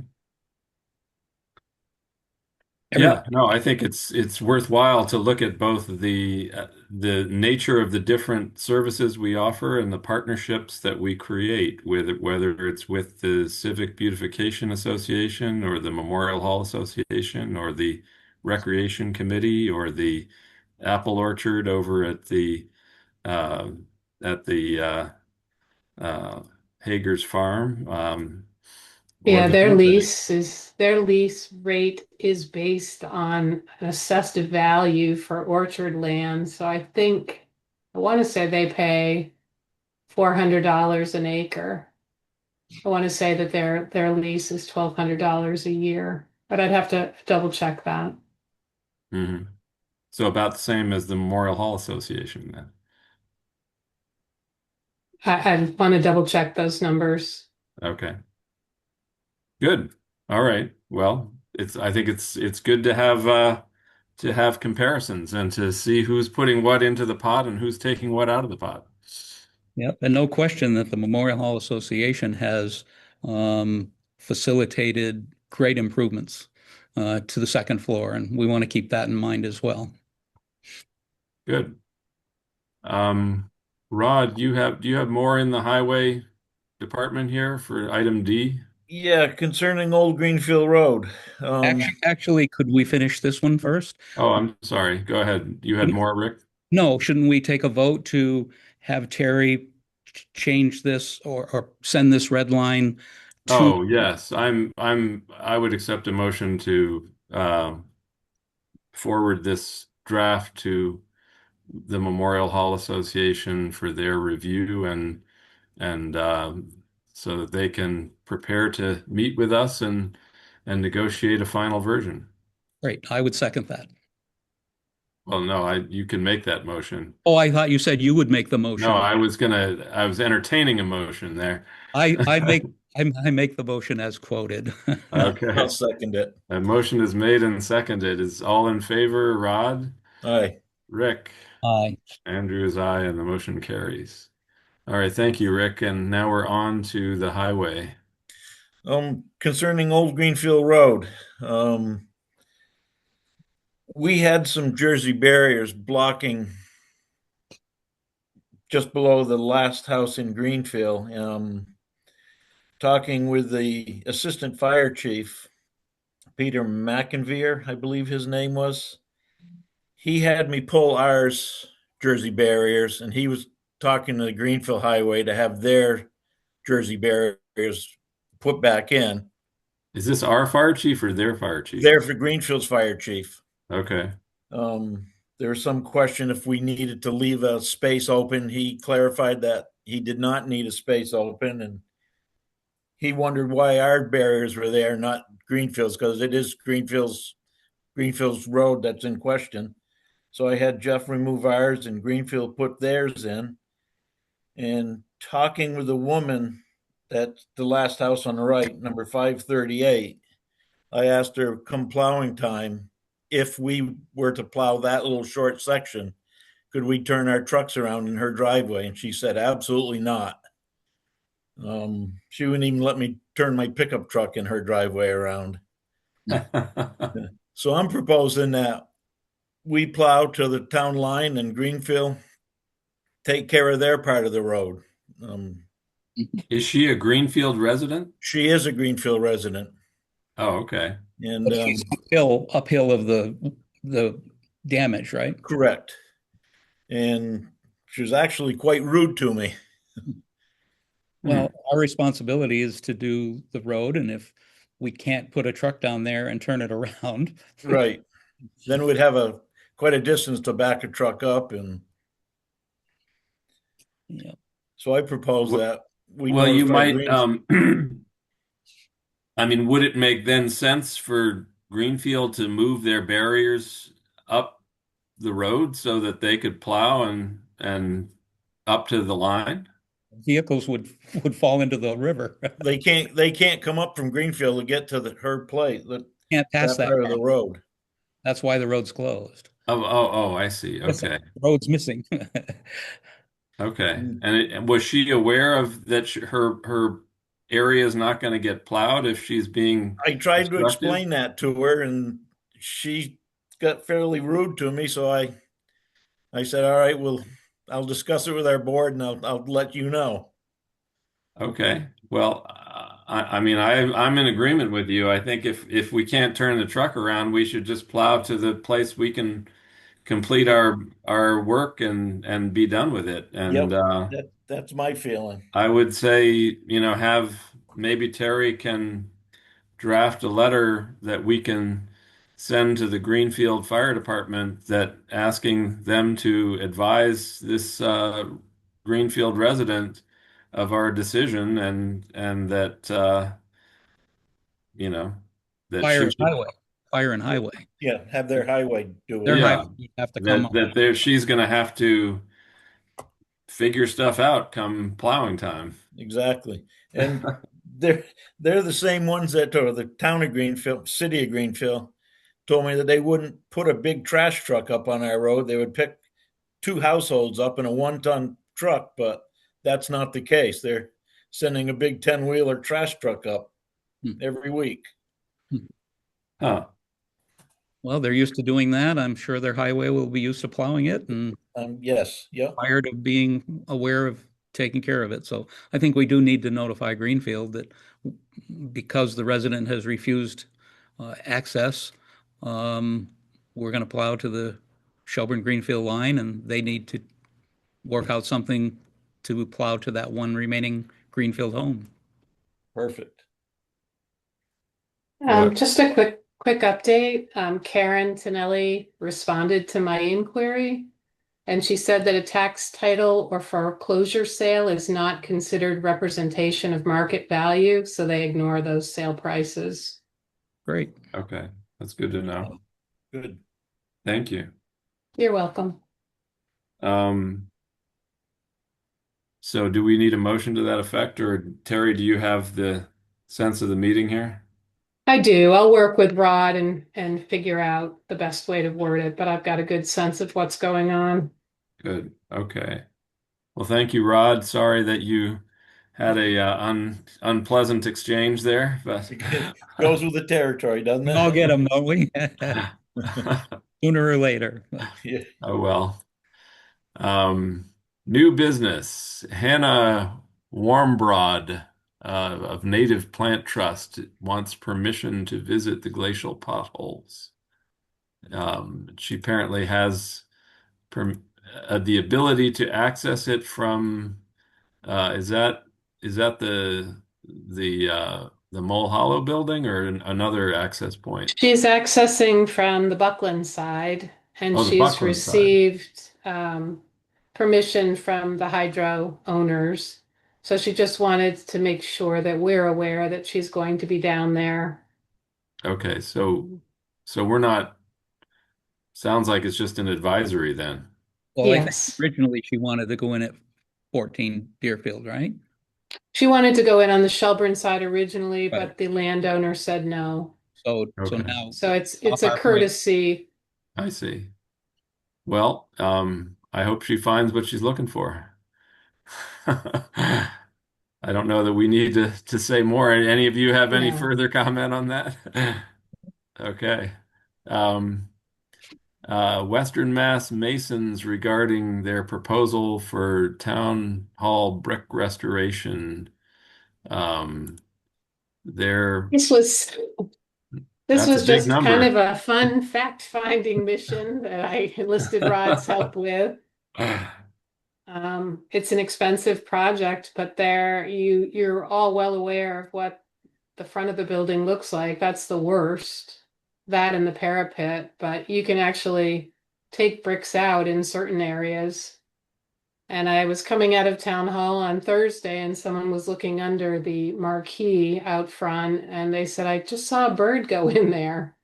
So there's possibly birds nesting in the brick as well. I don't know. Under the iron grill or under where?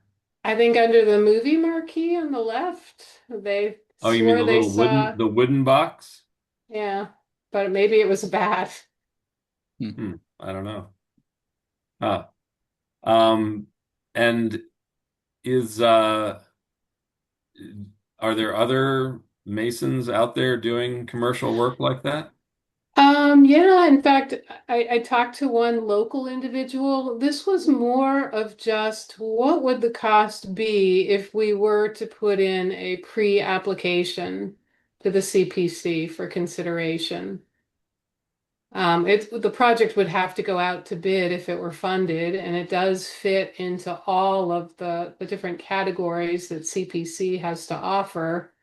Um, but it's a big number, and it's not like I don't think it can be done in phases.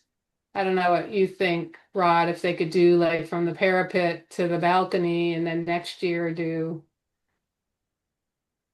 Um, I'm sure it could be done that way, but I think the price would go up Yeah. if they had to come back.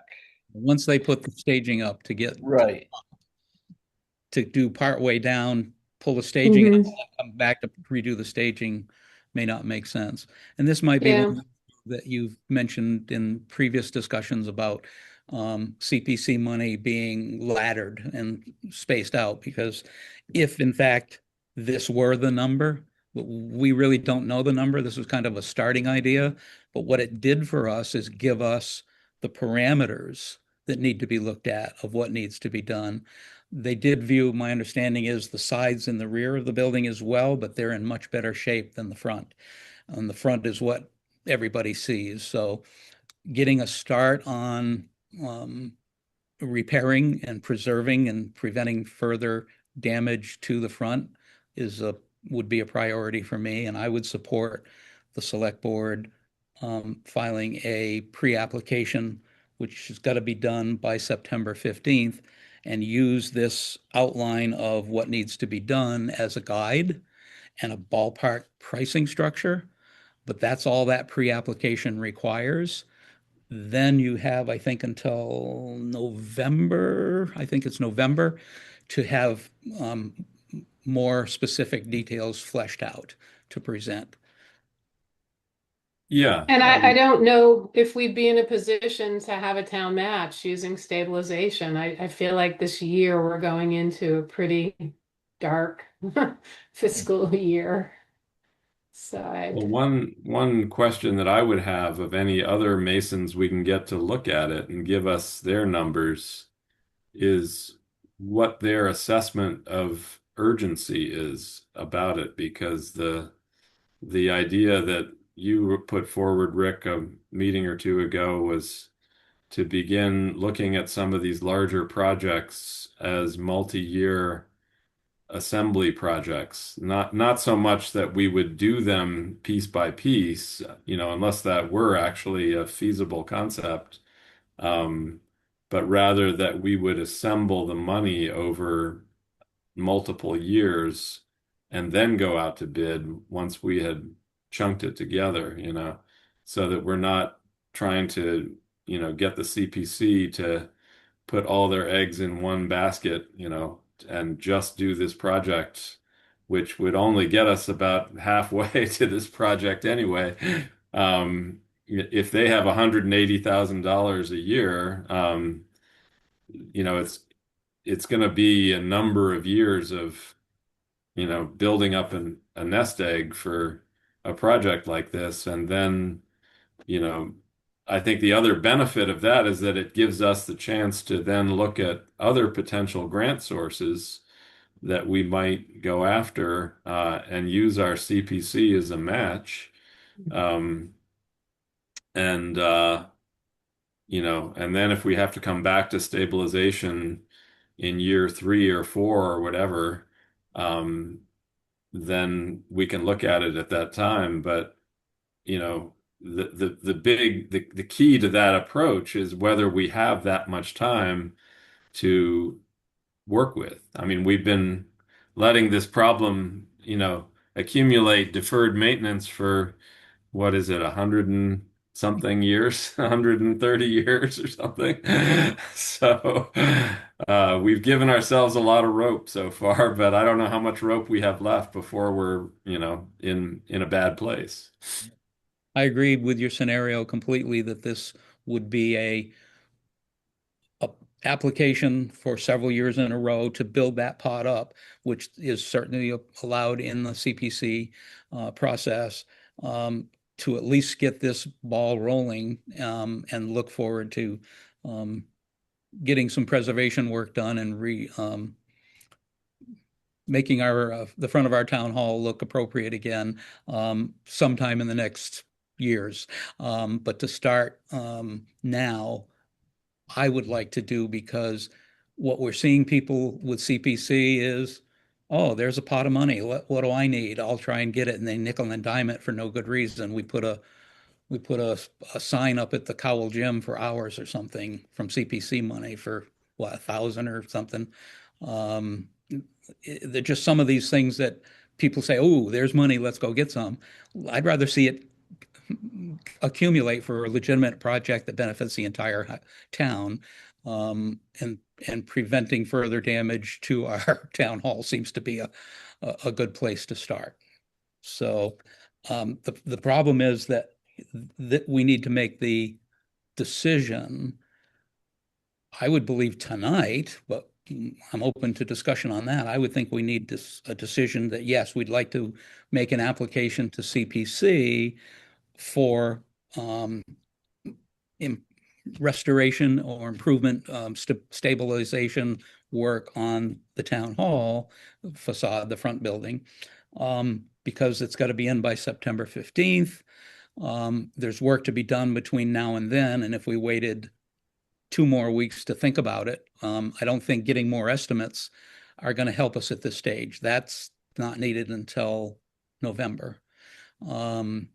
So to get something. Yeah, I'm happy to entertain a motion that we put forward a preliminary application to the CPC for this project. So moved. Second. All in favor, Rick? Aye. Rod? Aye. Andrew is aye, and the motion carries. Yes, I agree that the initial pre-app is a pretty light sketch, and we just need to get our oar in the water, and we can work out further details in the next several months. You've done this before, Andrew. Would you like to share that, or should we No, sign I that? think I'd defer that to you, Rick, since you voted down my last proposal. So your penalty is you get to write it. We'll do it. Done. Yeah, so that would be fine if you want to draft that up. It's not a heavy lift, I can tell you. And the one thing I'd noticed was not present in their estimate, which is something to keep in mind, is the sandstone at the bottom is also in bad shape. I thought it And that included that. Yeah, that that is mentioned. It is mentioned in the proposal, Andrew. You it's- call it did, sandstone. It's actually brownstone. did they mention actually repairing and replacing the brownstone? Brownstone will also have the motor, they said motor joints. They meant mortar joints. Well, mortaring it is one thing, but it's actually broken in places. Right. They have a Any technique bricks. where they can build it up and repair it. Yep. They'll So they're reface calling it those or bricks? remove it. Because I thought when they said bricks, they're talking about actual bricks, not these are stones that are at the bottom. Yes, he took a lot of pictures of those because they're crumbling on the sidewalk. So Yeah. there are So that is part of his concept, is to Yes. actually replace those stones. If they're past 40% of deterioration and they can't reface them, they would replace them. Okay. Okay. I wasn't quite sure what they were saying there, but that's good that they have that as part of the the concept. Yeah, I think the brownstone sandstone made it a little confusing, but Okay, that's what they've identified it as, I guess. good. All right, so we'll have we can probably have time to look at your draft there, Rick, at our next meeting. I don't think so because our next meeting is on a holiday and we may skip it. Well, we'll come to that. And well, we're now down to any other business. So I thought we could, before we go into the schedule question, we could have a little review of the multi-town meeting over in Buckland to consider the tech school capital request. Rick, you had some thoughts about that? Um, just an observation. You guys were both there, and we got a whole bunch of information. We heard a lot of feedback from different towns of their concerns. Bottom line is, most of it we already knew, but I think we all got a better grasp of the steps and the process that they're going through. But what I wanted to mention as a takeaway for people that watch these recordings later is one of the questions was to the taxpayer, what's this going to cost me? Not only what is it going to cost the town? So they did put a calculator on it. They did provide a link for it. And if you go to their website, there is a link to bring you to a taxpayer calculator. So I went and selected the town of Shelburne, and then you enter the value of your home. So what I did was I entered the average value of the last 4 Shelburne homes sold as published in the Registry of Deeds every week.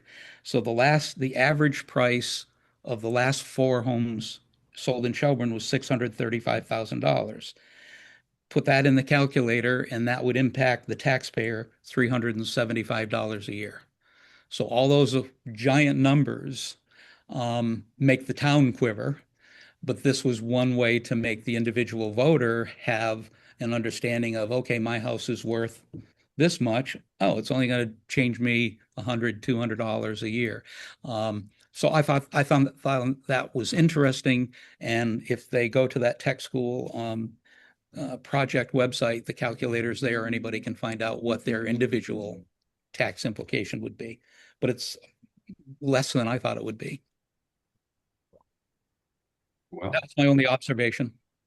$375 additional is on top of what you're already paying to Yeah. send 11 kids to the tech school. I understand that, but when you discussed with them the 400 or something unit, they explained that sweet spot, which you just saw again tonight in Mohawk's promotion, that the state has those numbers of costs per student, and the sweet spot was the level of 600 and something students that they were at.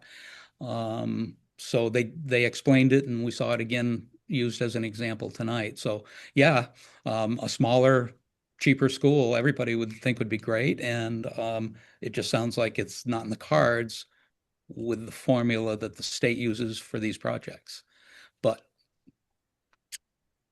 so Well, yeah, no, I think it's not in the cards because the tech school decided they wanted a 600-person school. well, And the question that I have is that, yes, you can optimize a 600-person tech school, but at the expense of the sending schools, which then become smaller. So you're sort of taking, your 6 districts or whatever they are, and saying we're gonna roll them together and create one optimal size school, but at the expense of all the rest of you. yeah. Oh, there's 19 towns in the tech school, right? So there's a lot of work to be done and a lot of votes to be taken. I just found that, I mean, I didn't learn anything else new. Different. What I found most valuable was the feedback of other town officials surrounding us and what their concerns were, and then talking about how you would, if you support it as the select board, how you would convince voters to vote favorably. And that's why they put that calculator on it. I thought it was a clever move. Do I support it? I'm way too back in the weeds in the process to make a decision on that at this point. All I'm saying is $750 a year on top of a taxpayer on a $635,000 property didn't seem like a big nut to bear. And it opened my eyes to the actual ground level impact.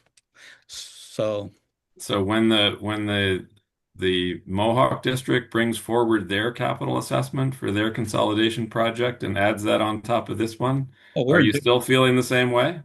big trouble. I'm just commenting that that's a clever marketing strategy and a number that wasn't scary. You add that to Mohawks, and then you add it to the guaranteed coming ambulance service. We're looking at three major buckets of money, to use your bucket word there, three big buckets of money that the towns around us are going to suffer with, and we're going to get spanked too. So I have major concerns about all three of those projects. Rod, any thoughts on your part? I'm thinking a lot like Rick, that three major projects coming up, and it's going to be costly. So the question that I have was my question at the meeting, which is if this were not a special election, but were placed where I think it should have been placed, which is either on an annual town meeting warrant or on a general election ballot, then the select boards and the finance committees of these 19 towns would, as a matter of course, study it and bring forward their recommendations. So here we are with an October 6th special election, which is still flabbergasting to me because I'm just trying to imagine the reaction in this town if Mohawk had brought forward its consolidation proposal and saying, we want to vote on closing all 5 elementary schools and putting them at Mohawk, but we're going to do it on March 15th, a month before your annual town meeting at a special election that we will finance, by the way, with your money. And how do you think that would go over? Well, it's going to go over whether we like it or not. The same way we couldn't get them to move. Well, it's not that they have a choice. This, as it was explained by them at that last meeting, the tech school people, and was explained again just tonight by Mohawk. They don't have any choice. I don't buy it. The MSBA has granted them extensions. They can grant them another extension. Have at it. But if both are singing the same tune, that they have this window, seems like there was something that the tech school told us about whether there was an extension possibility or not. In any event, we've asked them to pursue it, and we never heard anything again, did we? The tech school. So my question to you two is, do you want to present a recommendation to the voters before October 6th? I think we need to have a joint meeting with the finance committee and get. I've asked them that question several times now. Yeah. Again, Mohawk hasn't got the details yet. The tech school does, but in advance of October 6th, if it's possible to get a joint meeting of the select board and the finance committee to see if we can come to a consensus and say, the select board says no, the finance committee says yes, or vice versa, or both boards say no, then we should put that out there. So it's like you said, what have we got? A month and a week. So we can make it happen. Terry, is there a possibility of convening the finance committee in time for us to? I think the week of the holiday, we should look at meeting either that Tuesday or Wednesday, because it just seems like every meeting cycle, there's always somebody who wants on the agenda. There's never a meeting that.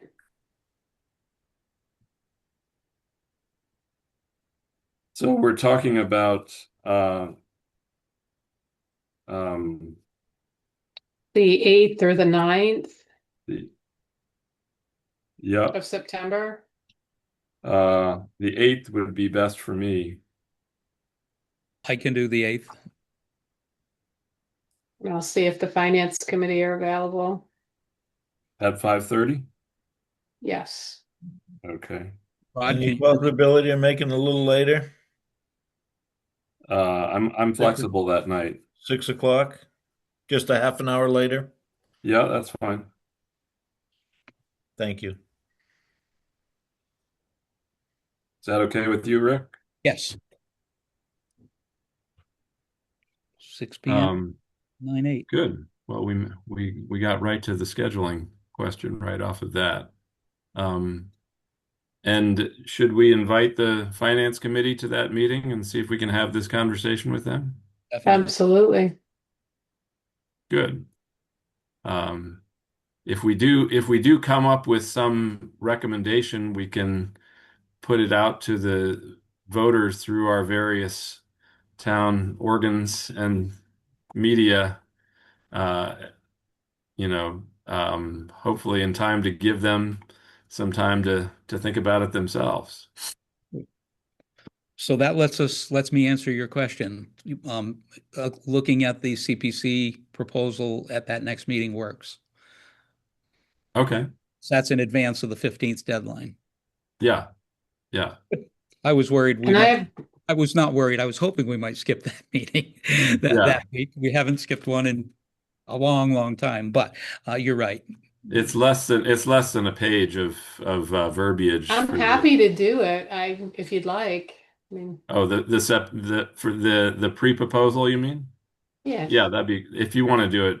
I don't know. Yeah, that'd be great I'll if you work. want to. Yeah, I'll. Rod went there too. He should take a peek at it after as well, because you met with the folks and know more about what they were talking about. But like you said, Andrew, it's a minimal document with some maybe numbers. Yeah. Yeah, I think just attaching the quote that we got is, Yep, pretty much it. We'll give them most of what they need there. Okay. Good. Well, is there anything further, any correspondence that we have here? No. Okay. Then I will entertain a motion to adjourn. And make a motion, we adjourn. And I will second. All right, all in favor, Rod? Aye. Rick? Aye. Andrew is aye, and we are adjourned. All right. All Good night, righty. everyone. Good Thank night. you very much. Good job.